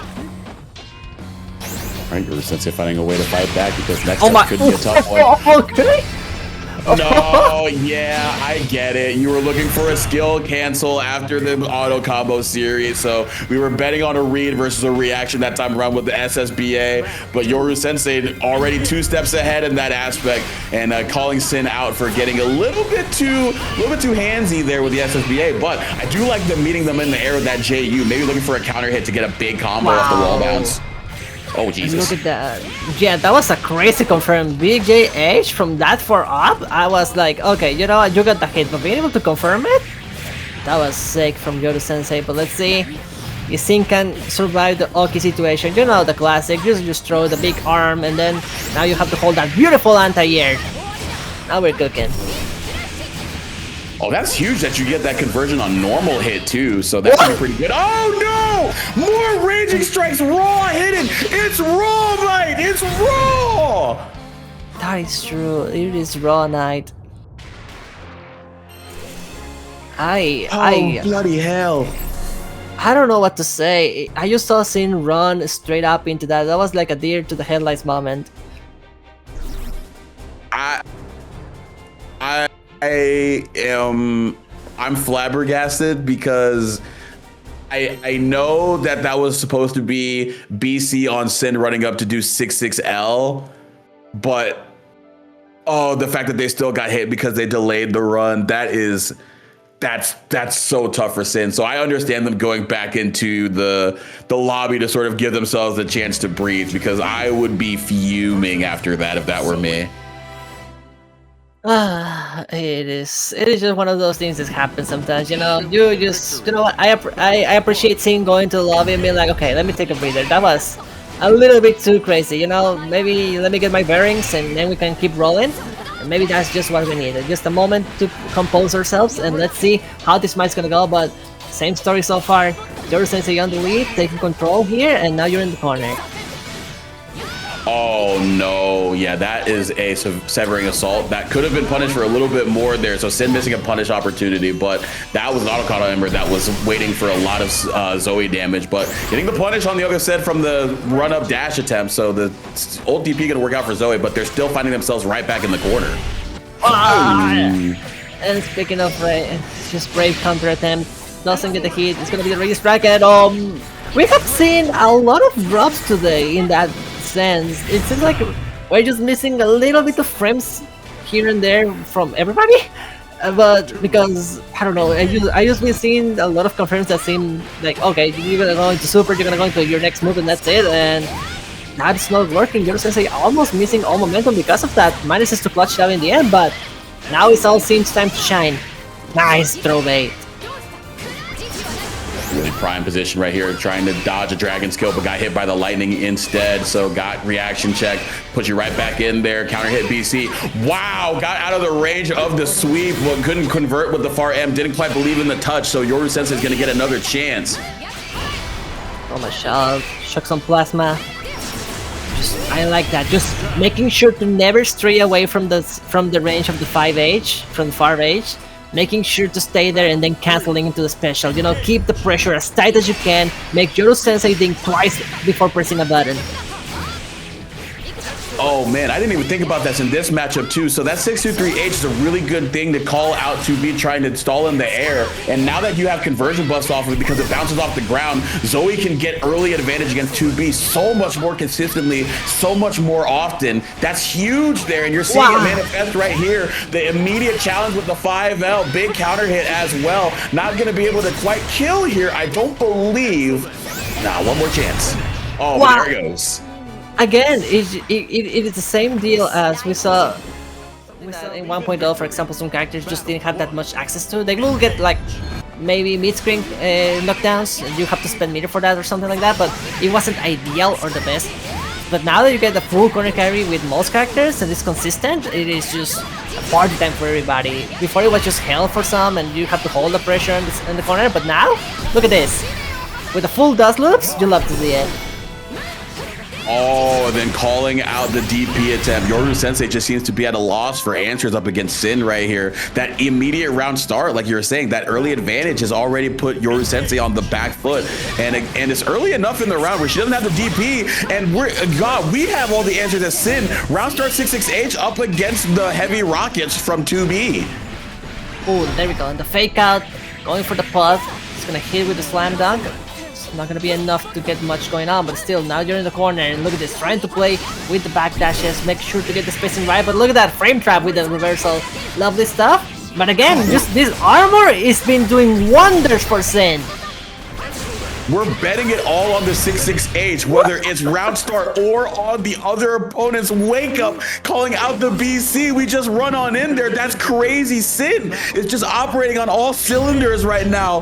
Very, very strong player right here. Not just with the 6-2-3Hs, but the 6-6Hs that have been there for round start, but so has that 5H there for 2B. Going to be able to get these first two big interaction wins and a chunk of damage off of the health bar. First bit of early advantage we've seen from Yoru Sensei in a bit.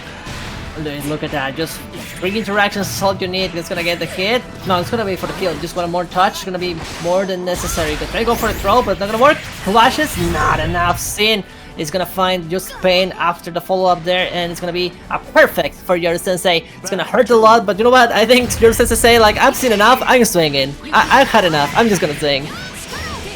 Oh man, but they see 2B in the air and you see what keeps happening. That's Yoru Sensei's loose condition so far. Sin just calling it out with the first 6-2-3H of the round and they're just ready to DP it. So it's gonna have to be a way to figure out how to use that trademark skill of 2B to a different extent. But right now the grounded game working out right here, waiting out of the range and getting the whiff punish, going into the ultimate beam. Good corner carry here, but Sin mashing out with that far L, trying to get some space, some breathing room from 2B.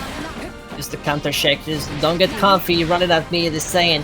But even then, Yoru Sensei is still not dissuaded to get out of this pressure, just keeping the fence up, gets the low, tippy toes is gonna be what the hits, but gonna work, and again, slam dunk into victory. That's gonna be 2-2 on the board. These two just showing really, really aggressive adaptations between each other. Like you said, it's been clear that Yoru Sensei is being sniped out of the air constantly. So Yoru Sensei taking lots of that, you know what? I have to work on the grounded game. Maybe it's not the best place to be in, but you know what? We got the tools to work with it.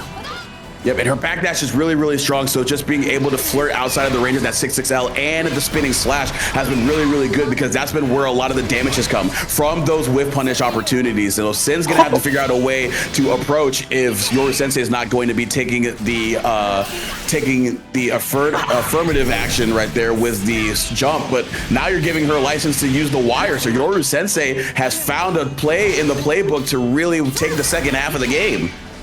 And that's the deal, like, when you go for the chain, the projectiles don't break the chain, it's actually the opposite, so, and you get clipped by that, it's gonna be really rough, but then look at that, watch out for the spark, just making sure, yeah, you have to respect that, that's the whole thing, Sin's game, I mean, they found their mark, they found the right answer by shutting down Yoru Sensei air game, but now that he cannot rely on that JH or the stall, he's now going, you know what, Tubbie has other monster options that she can use, like, just constantly putting pressure be with Kiragaki with the multi, I forgot the name of the multi-bomb one, yeah, the bomb one, but then also going for the spark, it's gonna be beautiful stuff here, and now the round is looking all Yoru Sensei this time, he wants to go to the weird final. Right, keeping in that 5M range just to keep Zoe locked down, but she gets some breathing room out. Cancels into the plus on block L Dragon, gets hit with the beam, but the UDP gonna give Sin another chance to get their offense going. No biting right there. The air stall gonna work out. And there you go. Using it in that instance right there. And now using that 5H to kill the round. Yoru Sensei with the immediate adaptations up against Sin. The grounded game to open things. More Zoe action because Sin is right back up to bat. Stepping up to the plate with the Zoe once again. But Dragalia this time going to land on Meg on the wheel of prizes from new Lunalu. And we'll see what they can do with the newest character in the cast. We saw a little bit that during the ladder section, so let's see now what secrets does Dragalia know. And look at that, all the homegirl immediately throw with the bazooka. The assist coming in hot. Just the spacing for Dragalia being the thing that's working so far. Beautiful reactions, but Sin managed to get out with the Beyblade, but doesn't get too much out of that. Maybe wasn't ready to capitalize out of that straight hit. Man, look at this aggression here from Dragalia. Now just walking back, waiting for you to whiff something, get that really premium 5H, that long ranging and fast far H to catch the delay mash attempt from Sin. So Dragalia right now looking very comfortable with this character. Sin, on the other hand, looking anything but. Oh no. Don't get into the setup, just immediately going in defensive, not letting that bazooka be a factor, but get out of here. Fireball out. Well, Shark Ball? Fire Shark? Shark. Just sharking out of there. Sin in control. Gets the hit. Look at that. Lightning making its work. It's gonna be good to go for the Gamma Ray, I think, but not gonna be enough. I think it's gonna scale, right?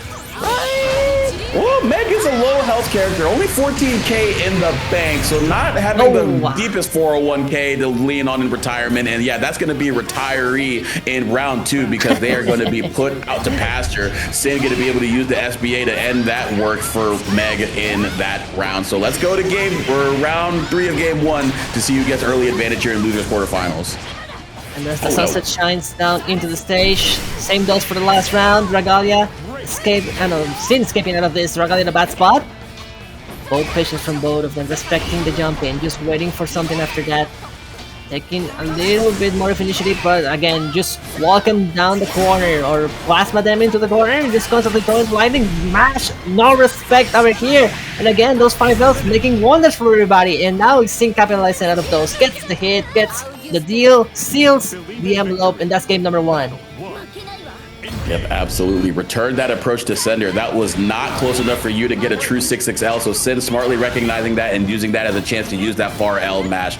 Beautiful stuff right there. Good recognition. Oh, and look at it again. Yeah, I think Dragalia is noticing that the Beyblade is doing a lot of work here. Just making sure to catch those backdashes and now managed to punish one. Still gets the reversal out, but Sin still already, I mean, I gotta say, that's badly damaged. Sin looking right there, the number 1 JRNA, and I like that, just being patient, respecting the lightning, charge more Dragon Rage in this, then just press something, but look at that, what a check from Dragalia. Sin only feeling the pain, but what a close H. All right, walking back, maybe looking for a burst option here from Dragalia, but going for the safer Ursula Fireball to keep it at a distance. Maybe looking for that Lariat, maybe looking for that 2-2X, but Dragalia just making sure that Sin is not biting. Oh, that could have, correct me if I'm wrong, chat, I think that could have been a punish for Sin. We're gonna only have to wonder in our dreams. Check on the lab. What action? Sin showed us a little bit of that versus Yoru Sensei, going all or nothing, Super Skyman Dart. Not gonna be enough. One more paper coin. Going for the cross up. That's gonna work. And look at that. All or nothing. Okay, so first of all, it is crazy that Dragalia did walk up UDP. Number 1, because that was basically you lose if you're wrong, and number 2, that gave Sin an extra visual cue to react, and we know that Sin is very primed to react to any visual cues because they're always looking to get that reversal super. So Dragalia just not quite playing into the player tendency right there. And again, these 5 bells just getting the full conversion out of that. And even if he doesn't kill, you still get the corner, full resources, enjoying life. And look at that! The early spotters being caught, the laser is always so tricky to spot. But she's steadily improved, much like Zoe has since the game's release. So it's been kind of cool to see both characters get a little bit more shine and a little bit more love from the devs. But a character that got a little bit of a rework from the devs is Versusia, who is up to bat again for Lunalu and Dragalia. So we will see if they can get a win with the character here. Let's see. Yeah, this is Dragalia's last chance. Still sticking on the random select, and now Big Lady's the one on charge. But let's see. Like you said, I mean, we saw the Versusia just don't perform that well when we saw Dragalia play her in the ladder section, and Sin definitely has been really strong when it comes to jailing Dragalia. So I put it so that it's just Sin cooking here. Yeah, I also saw a little bit of the interaction in the corner there of Sin still being able to structure their offense around that 5H of Versusia, so they couldn't quite get out of the corner pressure, short of having to bet it on a DP, so Sin could still maintain that corner pressure, and you're seeing it right here. Gonna get that 5H to hit, canceling the dragon skill. Big big damage buff conversions, going to be able to loot or link into that SBA, but Versusia does have additional health to play with, so they are still alive. And there. Okay, what a check. Okay, Dragalia is not gonna go out without a fight. Gets the hit. Doesn't get the full conversion, sadly. Good block on the overhead. We are awake. Eyes on the screen. No follow-up? Just checking them? Oh my gosh, just going for the super immediately. Take a taste of your own soup. Do you like mashing super on gaps? I'll show you some too. Yeah, absolutely. Very tasty, very nutritious, very delicious there for Versusia. Very fruitful as well. Going to be able to use that to be able to take the round. But Sin now going to have to be a little bit more careful with how they throw out that spinning slash in neutral, especially if they're trying to do the M version. But Dragalia has got to be careful about reacting with spot dodge to these skills, because Sin is very strong, or is very smart in how they implement Thunder into their corner pressure to catch spot dodges when people anticipating a dragon skill. Full combo. Yes, we don't drop those. Not at this point. You want the clean 3-0 to move into loser semis. And yeah, just starting real strong. Dragalia throwing immediately fireballs, just saying, you know, we're gonna fight with fireballs, let's go. But what a side switch from Sin, immediately recognizing the confirm with the laser and going, I'm out of here. And the reversal is baited immediately, going in for the big punish. Hey, you love to see that, but doesn't get the last bit of it, but it's okay, no problem. It's just one more touch, Soma. It's just one more touch. You got the meter for it, seal the deal, bam, with a big finish. Yeah, no movie needed, no feature film, just keep it street pocket. I've seen Tubbie on the Siegfried before, probably more proficient with the Zoe in my opinion, but the Siegfried up against 2B, I kind of understand it. Probably just feels like they can command that mid-range space that 2B and Yoru want to play at a little bit more easily. But I don't know, once you saw what Sin was able to do with the added Zoe buffs, maybe we think about changing if this doesn't go well, and right now, it's not going well for Siegfried. Yoru right now having the early advantage. I guess also having a, well, you know, Zoe does have the DP with the old version of the Beyblade, but you know, that costs 50 meter. It's not a invulnerable reversal on the X version, so having that DP to challenge to be better, I think that's what Tubbie's looking for. Consistency after all. Yeah, good point, good point. I feel that for sure. Also, Siegfried generally viewed as a stronger character between them and Zoe. Oh, baby. Okay, Yoru, I need to know. I need somebody to investigate the code on this person's computer, because that is the third Raging Strike Raw that I think I have seen work out for them. I need to see the code. You know, I used to imagine the clueless face is just like, I'll be see here. I'll just Raging Strike. Maybe it's just vibes. Maybe it's just all vibes, Sona, but definitely Tubbie not feeling it so good after being a victim of that. I just, when that happens to me, I'm sick. So again, I have empathy for whoever gets hit on the other end. But your Sensei's got to be loving it too. Even though that they're still playing very stable, just getting those interaction wins to go in your favor, it's got to feel great. And it's got to feel great getting the whiff punish on that 2M. You got to know that when you're running at Siegfried, he's looking to check it with that 2M. Your Sensei doing a really good job, pulling up short, getting that 5H as a whiff punish. I love that. Look at this. This could be great for Tubbie. Just, you know, 2 touches and then, whoa, I was gonna. Okay, sorry, Tubbie. I take it. That was the Converter's curse. I take it. Sorry.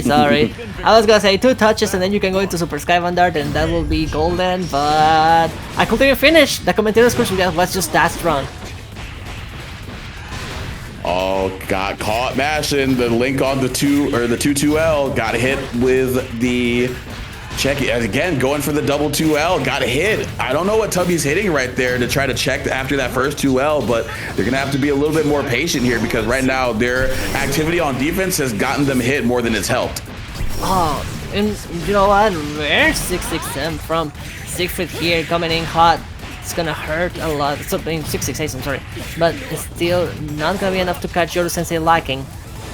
It's gonna be backdash, not much. Both of them just respecting the space. Yoru Sensei doesn't want to do with anything, any kind of reversal. He's just like, you know what? You're gonna play your game over there, mister. I'll just wave and smile from here. Yeah, I think right now Tubbie just feels a little bit uncomfortable up against Yoru Sensei because even right there, that was just a pure reaction check to the blue flash. She dodged instead of rolling on the ult orbs because maybe you were feeling either you just reacted to the blue flash or you thought that she was going to do the beam. But either way, that is going to really showcase what Yoru's had over Tubbie, which is just the edge mentally currently because it just feels like Tubbie is just so kind of rattled at this point.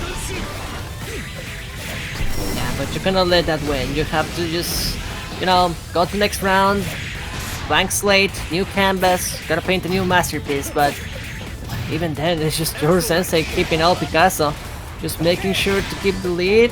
Yep, just brushstroke after brushstroke. It's all Yoru Sensei keeping the lead over here, keeping them jailed. Look at that, just respecting the pressure, and oh my, Ferry on top. Just put the finest details with a float into overhead. Oh my gosh. Yeah, picture perfect positioning to close things out right there. Just keeping Siegfried's back to the wall and then just put your name on the painting and put it up for auction because we are not in the business of anything other than fine art right there. And we are a fine game 3 away from being able to advance to grand finals winner's side. But Tubbie trying to fight back right now. But the run up 2L from 2B, Yoru Sensei now getting a lot more aggressive up against Tubbie because maybe they might just be second guessing themselves and Yoru Sensei can smell that blood in the water from a mile away. That could be it, 100%. It's just, now you got them in the corner looking desperate like this. Big 5 base, you better swing and you better capitalize another drop, or was that the Mexican reset? I don't know, but it's sure looking a little bit saucy in there. Okay, so it was definitely, I feel like it was a drop, but I've seen that setup before, and maybe it was another drop I don't show, but I've definitely seen that setup before to bait out BC or throw, and it worked out for throw that time. So if it was a drop, unfortunate, but a good way to course correct there. But Tubbie's gonna have to course correct on this set entirely because right now we're at set point here, and your winner's life is on the line up against a white hot Yoru Sensei and is burning even brighter right here, getting the whiff punish and gonna get the left side corner again. They confirm. Let's see how it goes. Just touching, trying to go for the BC, but gets a rage strike instead of the brave counter. Oh no, the stagger pressure definitely working there. Touch, knock on the door, but finally manages to get out. Beautiful conversion, but it's not enough to paint a lead on Tubbie. Just trying to escape from the press of offense from Yoru Sensei, but still having to, you know, stay back and wait for Yoru to make a move to try to punish something. Oh no. Misspaced 6H up against 2B. You already lost that interaction once. This is a character that can connect from far away with a non-proximity 5L, gets the auto combo finisher, and Yoru have their loser side live and try to get that rematch up against Yoru Sensei. But the other two people vying for their chance at that grand final set are TiempoGris and Sin, Beatrix versus Zoe, and it's the former that's up on the ladder right here. Big lead to start things off. Indeed, we saw the Beatrix tear down on the loser side when we started with this top 8, but let's see if Sin can put a stop to this crazy Betty. Not enough to go crazy with it, just a reversal, trying to stop the offensive, but again, it's just constantly Beatrix, move forward machine, offensive powerhouse, and look at this, it's gonna be for the Skybound Dart, not gonna be enough to kill, but Sin is gonna have to really think which option to choose on Wake Up, and that's gonna be definitely the wrong one. Yeah, sometimes you want to hold out because you feel like the command grab's going to come up because that's such a popular round ender because people are just like, all right, they're going to try to hold down back after this super because I can do a safe jump, I can do something else, but now just go for the command grab. But we get it right there, get it a second time, please do it a third time, please, please, please, please, please. Oh, they always go for 6XL after. You never ever give me what I want, Tiempo, never. Do one. I will just go Tiempo, come on, do one. But I guess the second time they are already conditioned and you're like, you don't want to risk it to the up back, but it'd be like the whiff from the Star Chaser. Oh my gosh, I think Sin didn't expect that to happen and just gets caught slacking there. Gonna be painful with the Skybound Dart, finish things off. TiempoGris looking like a bulldozer out here, non-stop, all the way until it's done. Yeah, that was definitely interesting too, because like you were saying, I did not expect the medium Star Chaser to whiff. I thought they were getting the meaty version to get the plus frames, because that can be Omega plus. And maybe Sin was waiting for buffer after the block stun to be able to mash or do DP to get out of there. But TiempoGris, fortunately, getting the whiff to be able to get in there earlier and get a counter hit. So really good stuff for Beatrix in that aspect and that happenstance. So now just grabbing our bearings, just taking a moment to take a breath in, and now it's time for game number 2 Sin with a little bit of a slower start, but now definitely taking a step back was all they needed, because now they're in control of the pace. Put TiempoGris into the corner, don't let him out. Yes, I like that. Different stage, different music. They're playing your girls' theme, so hopefully different mentality going here into game 2 for Sin. But right now, TiempoGris, despite being down on life, still winning that BP war. Oh no! What? No! What was that super? That was a misinput. Please, that was 100% a misinput. I am not taking any other answers. I refuse to believe that this was anything but a misinput. And now, but sadly, what a terrible time to find one of those. Sin is just gonna pay the highest price. Yes, indeed, Beatrix just doesn't forgive you for any mistakes. So, gosh, damn it. I gotta say, it was looking all Sin. It was looking all Sin, but somehow it just... You can't give Beatrix an inch, and misinput or hard read on the reversal attempt from TiempoGris trying to take the turn back. It's going to work out for them. Oh, but we're going to get the heavy dragon beam to work out here. Going to be able to catch riding free. Oh, but the close heavy anti-air not going to work out. We still catch them with the jump in. So TiempoGris once again down on life, but not down and out, fighting back and now putting Sin into a bad spot. It's looking very similar to last round, minus the misinput, but in the 6XL, is this how it ends? Is this how it ends? Just big hit now, this is gonna be the combo limit, right? Right? No! Stun dunk! Okay, one pixel, and a dream! Oh, the big overhead! This is whiffs! Wasted hits! Yes! Sin finds his answer on the wake up super! He has been getting over and over and over again! That wake up super has missed only once, but everything else just finds its mark. Why does TiempoGris keep mistiming the media? It worked out the first time, but then it didn't work out that time. That's crazy. They got the SSBA because of that whiff. So now Sin gonna be able to use the whiff this time to their advantage and get the early advantage thanks to being able to throw riding free out and getting Beatrix into the corner. So it's gonna be a tougher setting. You're gonna have to bet on the 6XL or a riding free to get out of here. Gosh, and we were talking about how Sin's spacing has been really good to avoid Brave counters, but I mean, we just saw TiempoGris trying to go for immediate 6XL, and that whiff! Beautiful punish now. This is a whole different story. That first round was a heartbreak, but now this is a dream! Looking beautiful for Sin. 2 games, 1 each on the board. TiempoGris and Sin tying things up now. They are here for the long road. Sometimes in the NBA, they have the expression of sometimes shooters just need to see one go in, and then that's all they need to get back on a hot streak. I think that super was all that Sin needed. They were like, I got that shot to go in. I chucked it from half court. It was a heat check, and now we are ready to shoot it like Steph Curry because we're putting 30 on the board. Numbers on the board. Shouts out to one pusher team. We are pushing a W and 7 other golden letters to get to the next round. There you go. Like you said, maybe that super, that's all they needed. The morale has definitely improved. We're gonna keep doing wake up supers until morale improves, and Sin definitely looking like he's feeling it. Just the hit in, just that beautiful spacing, whiffing, punishing the 6H, the 5H, but it's okay. TiempoGris is not dissuaded. He stays firm to his conviction, going on the defensive, gets the hit into the full conversion, still not gonna be enough. Ultimate DP, the reversal's working out, and then the delay to L to catch the BC attempt from TiempoGris and Beatrix. Gonna be able to reset into that 2-3-6-U, build up that dragon gauge, but not the turn. We are out of here. The ultimate M-Brass sword to give us a chance at life. Oh, and then 6XL just disrespecting startup of the heavy dragon. Both of them are just in each other's faces, trying to interrupt the other first before there gets. Tries to go for the follow-up, but the frame trap is gonna get caught. That's gonna be crazy. It's the second time that TiempoGris just bets it all in a risky interaction, and this is gonna give Sin the second point on the board. That's gonna be 2-1, and I gotta say, this is a whole different scene. It happens, I mean, I guess it happened also in the last set we saw Sin play.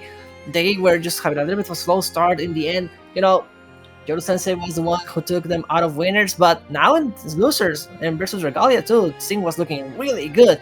And now, might be just a thing of being, you know, being a little bit of a slow start player. Yeah, I think Sin is definitely one that likes to value information gained early on in the set because, like we have seen, you know, they go to that reversal well, and they usually like to do it on a read and on a pattern of recognition that they get from their opponent. So once they get into the later stages of a 1st to 3, Sin becomes a very dangerous player to play against. So TiempoGris, I think, was kind of fearing that it would get to this point where it would get later on in the bracket. So now they're playing from behind up against Sin, who has all the momentum and a lot more information that you otherwise wouldn't have wanted to give him. So let's see now. Can TiempoGris also do the homework? Starting it strong. There we go. Big grab. Still keeping the pressure up, but I like that. Sin just don't want to hold any of that. You know what? The faster I can get back to playing the game, the better I can start now, you know, dominating, because we have seen something consistent from Sin. It's just that corner has been nightmares for everybody. Looking for that stagger pressure. Oh, but I love that. Seeing that 6-6L was a common option for TiempoGris to get out of the corner. Didn't necessarily try to structure into a slower far H, but just put out the far L of our own to challenge the startup, and even had so much confidence in it that we converted into the heavy spinning slash. Sin, the adjustments, I'm telling you, late game Sin is a different beast. Conserving all the stamina, conserving all the information, and making use of it when the time comes right. But let's see, TiempoGris, the one who pushes first, and look at that, punishing perfectly. And the 5U, get in there. Yes, decided to spend everything here, wants to maximize damage over everything. Jumping out, no command grab for you. What a hit! Counter, what? I got the counter hit on the 236M, and got the counter hit on the 6-6L. Got the run up into the deep hit, and now we can take Beatrix all the way to the corner after this U spinning slash. Huge close edge. Yeah, TiempoGris just immediately super jump J edge. Well confirmed from the tip of that blade. Yes, the hit. Yes, it's gonna be Skybound Dart, but I don't think it's gonna be enough to seal the deal. Yes, it's gonna be one more interaction. Be careful with the reversal. Nah. It's just match on the face, not on the door. Gets the round. This could be the last match we see from TiempoGris in this bracket, but still hanging on to life. Want to see more of what they implemented right there with that beautiful spacing trap to set up that far H whiff punish on the 2M reversal attempt from Sin. But right here, it's about the neutral. It's about, can we get through the Dragon Beam? But now, Zoe low on Dragon Meter, had to commit to something like a 6-6L, and TiempoGris stuffing that out beautifully with the far H. This is how we get started. Oh, bait on the reversal, and that's gonna be it. You know it. TiempoGris is gonna spend everything here to take it.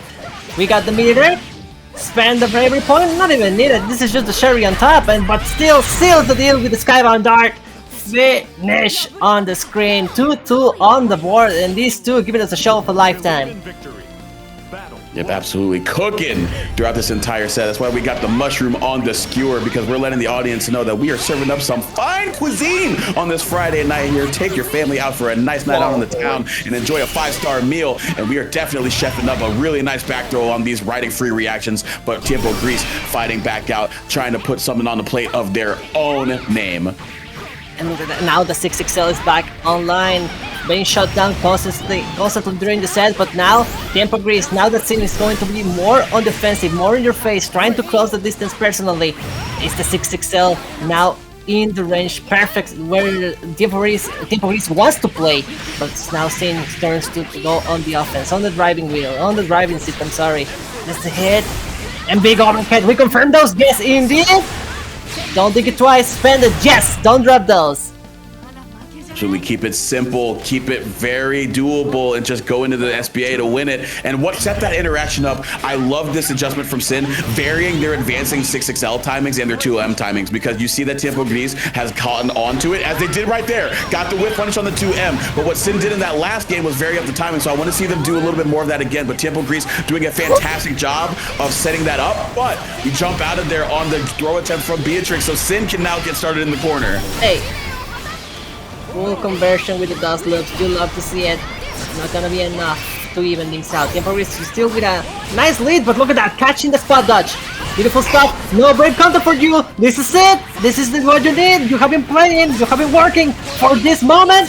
Yes! Close it out with the Skybound Dart. 3-2 on the board with a crazy match. Sin is the one making it to the top 3. Yeah, GG's TiempoGris. Tiempo, te queremos mucho. GG's.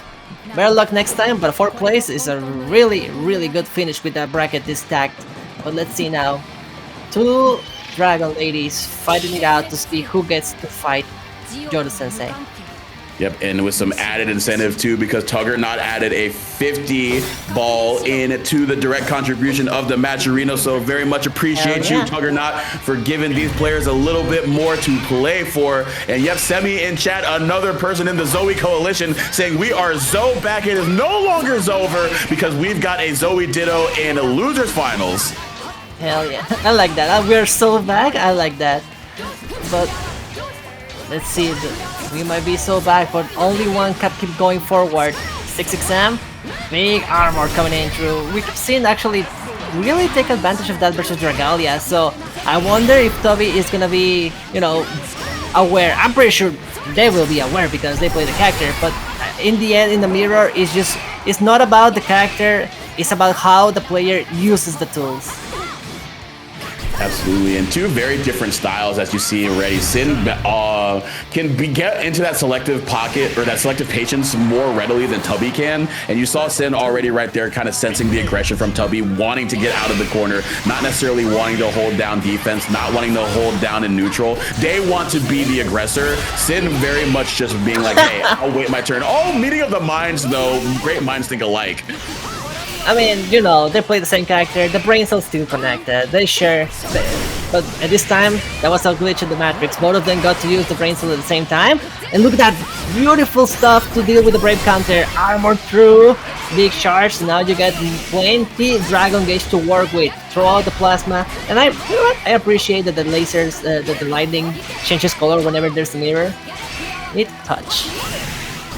That's pretty cool. I've never noticed that before because I think this is my first time seeing a Zoe mirror. So Sin gonna win the first game of that Zoe mirror. But yeah, I never noticed the fact that they change lightning colors between the characters. I think that's very good for the visual aid. And I think it's very good that visually Sin is confirming what I suspected about the player matchup between these two. Between the 6-6H on Tubbie's wake up and then just hitting gas on the word go and getting that staggered close L, they know that Tubbie is not holding down back for long, and they are not trying to hold down any of what Sin's doing in either phase of neutral or offense. Both of them know how strong Zoe is, but look, the single hit confirm coming in immediately to the Raging Strike, Raging Chain, full confirm, but we're gonna go for the hard knockdown. Yes, once you start juggling, it becomes a bit hard to keep the combo going, but it's okay. Decides to go for one more interaction. Look at that! Just one single light. It is what Sin finds the answer with. It's just the battle of attrition now. Who can last longer here? And the tough part about this is too, we saw Tubbie in a similar situation with Siegfried in Winners Finals when they went up against Yoru Sensei. They went down, it felt like nothing was working. If Sin puts them in that predicament, which is already looking to be the case, amazing 2H on that aerial spinning slash, just calling it out. Can Tubbie find it within themselves to really get into another level, or is Sin gonna run away with this? Oh my god, I got another far light, get in there, big punish, big damage. This is gonna be last chance for Sin in this game number 2. No, out of here, no, you out of here. Keeping the spacing, both of those shaking each other. Don't make the wrong move, and look at that. Good confirm, but not enough. Tubbie still has a lot of work to do if he wants to stay alive here. Sin does not have any Oh more BP my left God. at the end of 5H. Gonna confirm into the SBA. Sin ready for the jump out. Did not fear a single aerial option there. Even though they had a Thunder that they could have gone for. They could have done something there to halt their momentum. But Sin just saying, nah, I know you want that clean hit to kill me because I have no BP. So I'm ready this time around. So we saw Lagan getting creative with those anti-airs, pressing just any kind of buttons to get creative with those, but I think Sin finally getting the far edge with that, that was looking, I don't know, I gotta say, looked kinda stylish with it. Premeditated or not, that looked real good. Alright, pulling it down. Keeping the plus on block momentum with the L Dragon, M Dragon as well, keeping them down there, sniffing out that spot dodge. I can see a Thunder Cancel right here. Yep, exactly. I call it as I see it. They call him Zostradamus as we reach in and teach them for spot dodging on our Heavy Thunder. Sin setting up the round winning kill and potentially moving on to Grand Finals. Sin on a tear after going to game 5 versus TiempoGris. Now he wants to go for a clean sweep here versus Tubbie. What a statement to make. You know, I was knocked into losers. I won my rematch. I know you won the rematch from winners finals, but I lost to them first on semis. So I'm gonna be the one to go in there and get my revenge. And look at our way to go. Now Sin in jail, has to wait. The patience is real. No catch up by insane frame trap. Ooh, looking for that far M. Oh, but then we bait out the BC once again. Hand in the cookie jar. Nothing sweet there except for the damage that I'm getting. And now you got to guess, but you don't want to guess. Again, I know it. I know what you want. You don't want to be blocking up against this 50-50. You want to get out and deny me my chance. And Sid, once again, that selective patience, that extra edge that he has in his playstyle over Tubbie, really going the distance right now. Only the spacing is just so perfect. You were saying earlier today, moonwalking all the way back into the right spacing. Very proud, good showing, but we're gonna see our other representative of Zoe Nation in Sin trying to go for the gold here up against Yoru Sensei and the 2B. Let's get into Grand Finals, Vixie, and we are already off to a golden start as Zoe calling out the spot dodge with that Heavy Thunder. And not gonna lie, we saw from Sin on the winner semis that they were very capable of shutting down Yoru Sensei, but it was just at the end, a little, they weren't able to hit the last stretch, you know?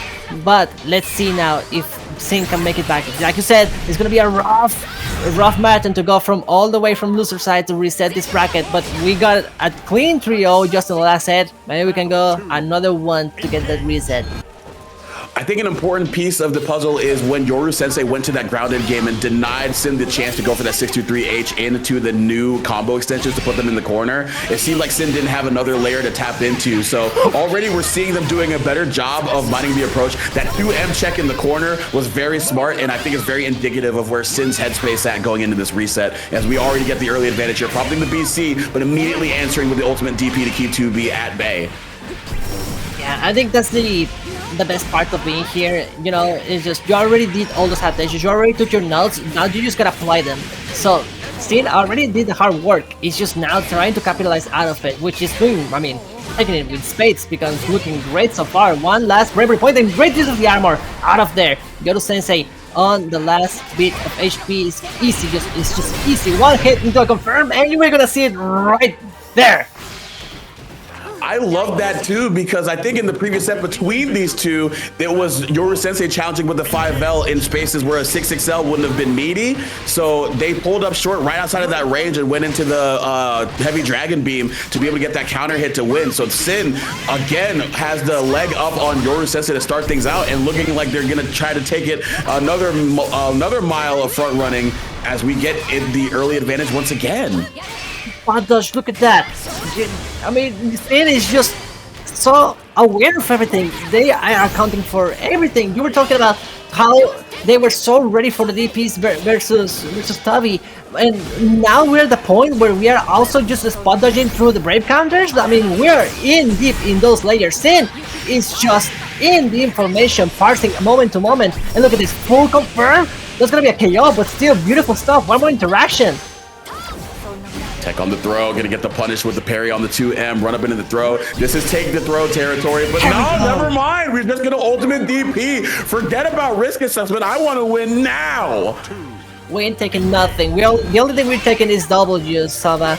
We are only taking, I mean, look at this. This is a whole different scene, full of confidence, aggressive, not a single speck of doubt on their game plan, and Yoru Sensei is being shut down over and over again. Goes for the Oki situation, but not gonna be enough. Yoru Sensei managed to block. Yes, I like that. Just stopping midway through to the whole Rekka sequence. Beautiful stuff, and now we go! Beautiful confirm again! Look at this! Sin is making art out of these hits! Oh, late spot dodge. Oh, but we still got throw baited, man! That is such tough sledding. Got through the hard part, but then just when Sin just decided not to do anything, you went for the throw and they were ready for it. And man, Sin just seems to have all the answers right now. And a big note is that you're seeing Yoru Sensei take to the skies again. Sin might have Yoru right where they want them going into a reset. That is very true, but I mean, Yoru Sensei sticking to the ground. There we go. Look at that. It's immediate. Doesn't think twice. Let it rip. Beyblade out, and now you're in the corner. It's just so easy. In paper, obviously. He makes it look so easy. It's just you get the anti-air, you're Yoru Sensei, and now it's party time.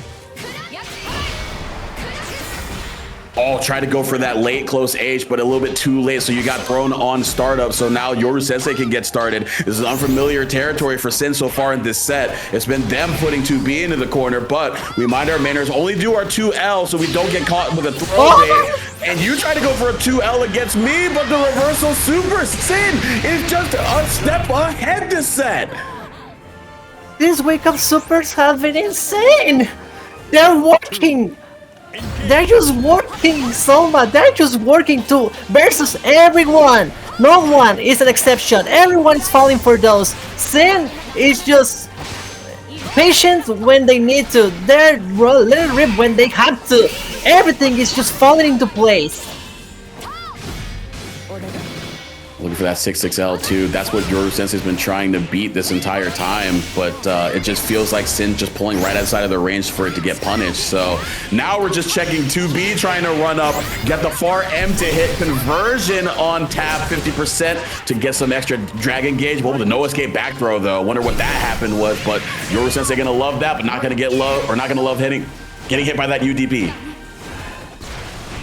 Oh, gets hit there. The pod finally finds his mark, and Yoru Sensei is forced to use the meter to make things even. Sin gets the hit. Big TP, join swing it on me until I say so. Forced to use the brave counter. I don't want to hold that. Is the little taps on the lows, but still forced for one more reset. Gets the throw. No brave counter for ya. Is Yoru Sensei coming alive? Could be. We don't know. Maybe. You know, the funny thing about this is, like I said, Sin needs to win this set and then the next one, but Yoru Sensei getting a little bit of momentum, even if they drop this set, could go a long way in the reset if it gets to that point, or maybe they could just be looking for a reverse sweep to deny that opportunity altogether, because now they get the early advantage. Now going, okay, I like this interestingly enough, meeting them in the air with the JM rather than trying to use the double jump air stall as a get-in tool. Yes, something, you know, we're at a point where maybe we just have to discard that. Maybe later in the match, like we saw in the winner semis game, we could maybe reintroduce it, but you know, you're just seeing just getting so much mileage out of the Beyblade, so you know, meeting in the air might be the answer. But oh my gosh, okay, you're now in jail. See how it feels. Get a little bit of your own medicine.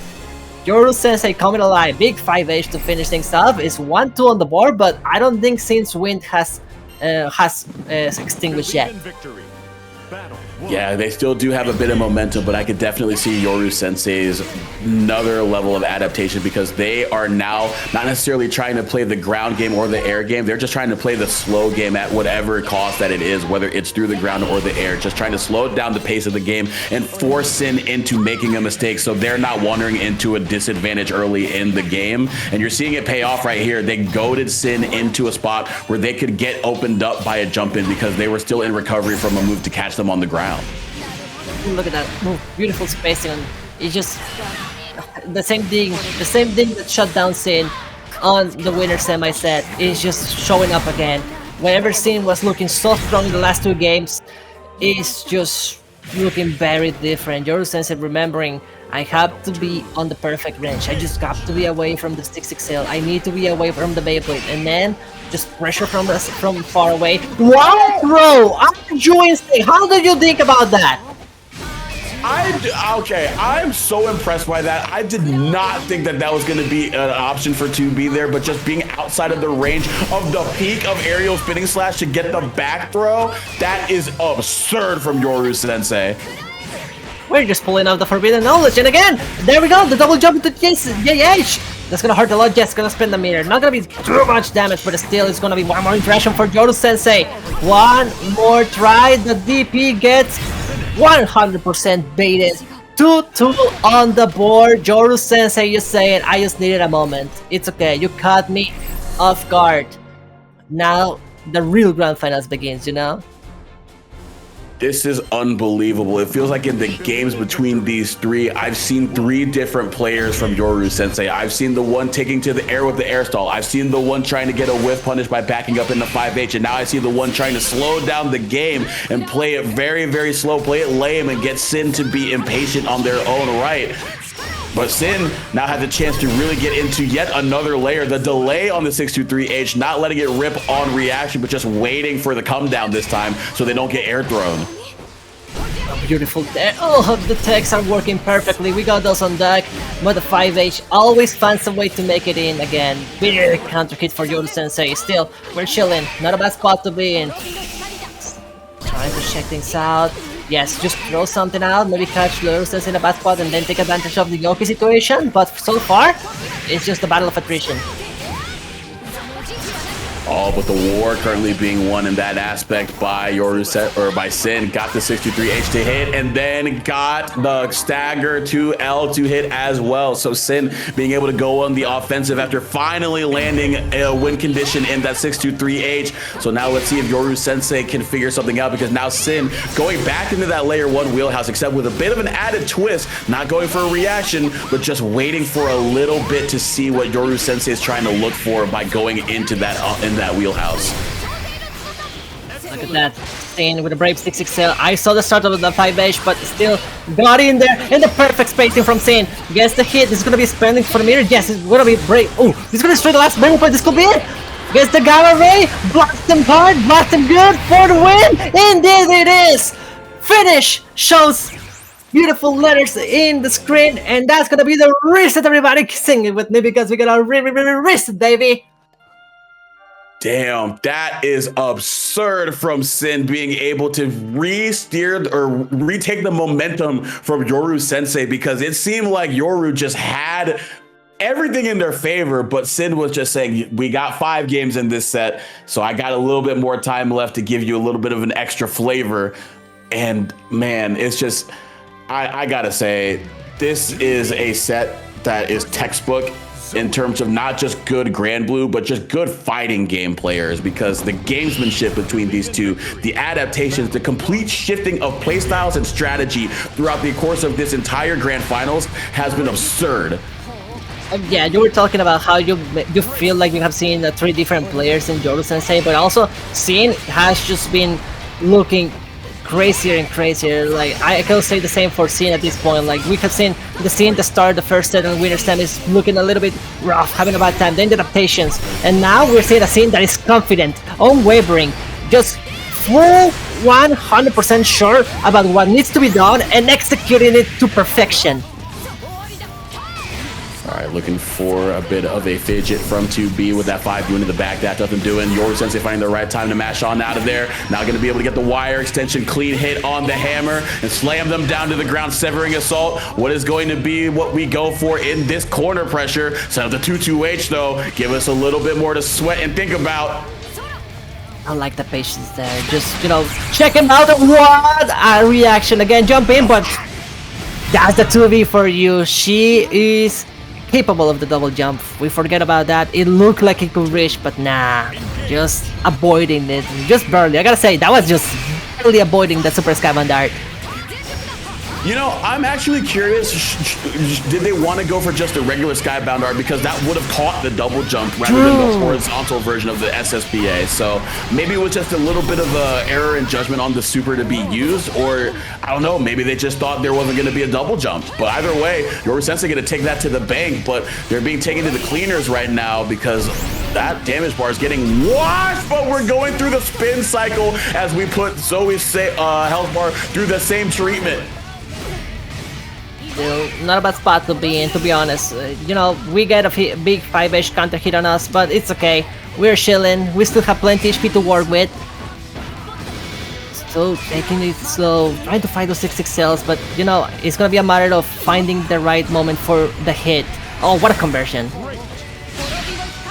Oh my gosh. Oh, yes, the reversal on the throw bait attempt. Sin was just 2 steps ahead right there. Once again, finding the right time to find that reversal. They have been really on point. I know that they had that gaff with the anti-air on the super, but that time, finding the right time to reversal on out of there, catching the throw bait attempt from Yoru. But I like the punish there. The round start 6-6H going to be called out by the backdash into the 4M, or the 5M, excuse me.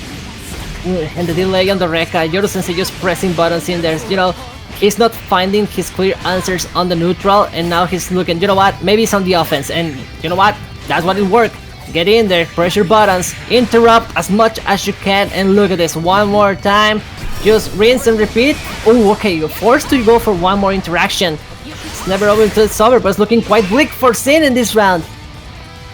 Slowly pushing 2B into the corner. Oh, face full of plasma. Pod coming to help out 2B as they've done in many times past, fighting the wars together and this time trying to win the battle here.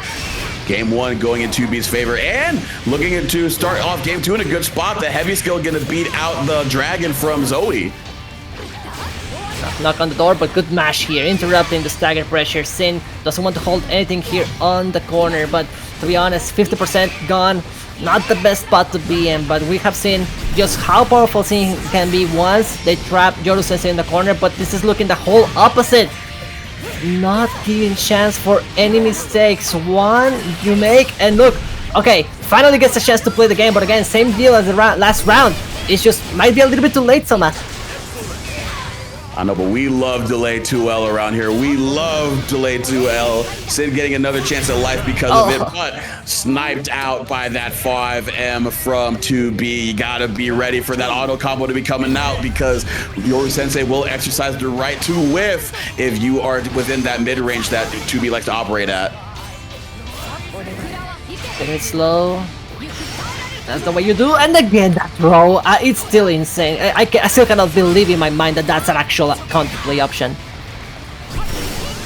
Yeah, just being able to double jump back instead of forward or neutral to be able to catch that at the peak and throw it is pretty darn good for 2B. And leveraging it beautifully, Yoru Sensei going to be able to parlay that into a big damage combo and even bigger positioning to close things out. But can they bet big to close it out? No, but we bet on the 6XL to get out of here. So Sin going to flip the table on its head and say, deal me in for another. Oh no, the spot is being caught. Yoru Sensei just looking for something to punish, and again passing the reaction test in strides. He gets it right, and that's gonna be it too. All on the board, and the beast has awoken. Man, oh man, but I don't know. Sin's been down before, but we'll see how it goes here. Yoru being up 2-0 and looking pretty strong in this back and forth affair. Also, Sin could be running out of gas. They've had to make a heck of a loser's run to get here, where Yoru Sensei's had time to relax and reset. Sin's gonna be potentially operating on fumes here. We'll see if they have anything left in the tank here. Oh man. It is just rough, like you said. It also becomes a stamina battle once you get to this point. And what I believe Sin can do it, we don't know where the energy is at already. You know, maybe we're working at a 5%, 10%, maybe just pulling whatever we can from anywhere. But you know what? That's where we take those breaks. Just taking a little breather. Let's see. We saw the second win do wonders on the loser side. Can we get a tier 1? Yoru on Pandemonium is Malevolent Shrine. That's great. That's pretty good. We hit the domain expansion right here. We got them in the corner already, subject to a lot of torment and torture that Tubbie can put you in. But they got that 5H range going, throwing out the pod on the ground, testing that reaction. What are you going to do to get on out of here? Need the 6XL, cut it off at the pass. Are we going to go into an SBA? We do, just to get them down to 1 diamond so the next hit has 20% extra damage attached to it. You take those, oh, what a reaction, just avoiding that brave counter, but it's okay, we still have chances. No brave counter for you, you're trying to range strike in my face, I'm gonna punish you for that one. Guess in there, yeah, I kinda forced to use it here because you're gonna remove those bravery points and also get one back. Cash in, big damage. And just like Zoe was put on 1 BP, Sin or Yoru has been now put to 0 because they went for that SSBA, and there we go. The conversion into that spinning slash, Sin fighting back. This could be how it begins. This could be how it starts, but for the moment, the spacing from Yoru Sensei was perfect to avoid the 6XM. No armor for you. That shield might be mighty, but the blade ends up penetrating first. All right. Gonna go into the projectile ender, create some space, maybe threaten a little bit of a throw bait game, but we find the right time to BC on out of there. Not the right time to BC for Yoru Sensei because the delay 2L once again working out for Sin. Loves that page in the book, has a bookmark on it, the page is folded and everything. We come back to it all the time. Great reference material. Taking your nose, oh my gosh, just the light tap of the toes makes the wonder. This will be it. Match point for Yoru Sensei. Tournament point on the line. Can Sin make the dream come true? Oh man, Yoru Sensei saying that might be a dream deferred because right now I'm still whiff punishing you. Couldn't quite catch the 2-2H, but got the 2-2H to hit. The backswing though, not gonna get the conversion, so Sin, who could have eaten so much damage from that, gets a second chance at life, but they're still fighting themselves on the other side of the screen. The corner is all the same. Oh, it gets the light. Get in there. Again, back to the corner. Back to step 1. Trying to survive the backdash from Yoru Sensei. Hard to catch. Look at this. Just checking them out. But that's gonna be it. That's gonna be the hit. No drops allowed. And that's gonna do it. Yes, indeed. Put the Skybandar just to make it feel better. You know, cherry on the top for Yoru Sensei. 3-0 on the board. Sin fought tooth and nail through the loser's bracket to get this.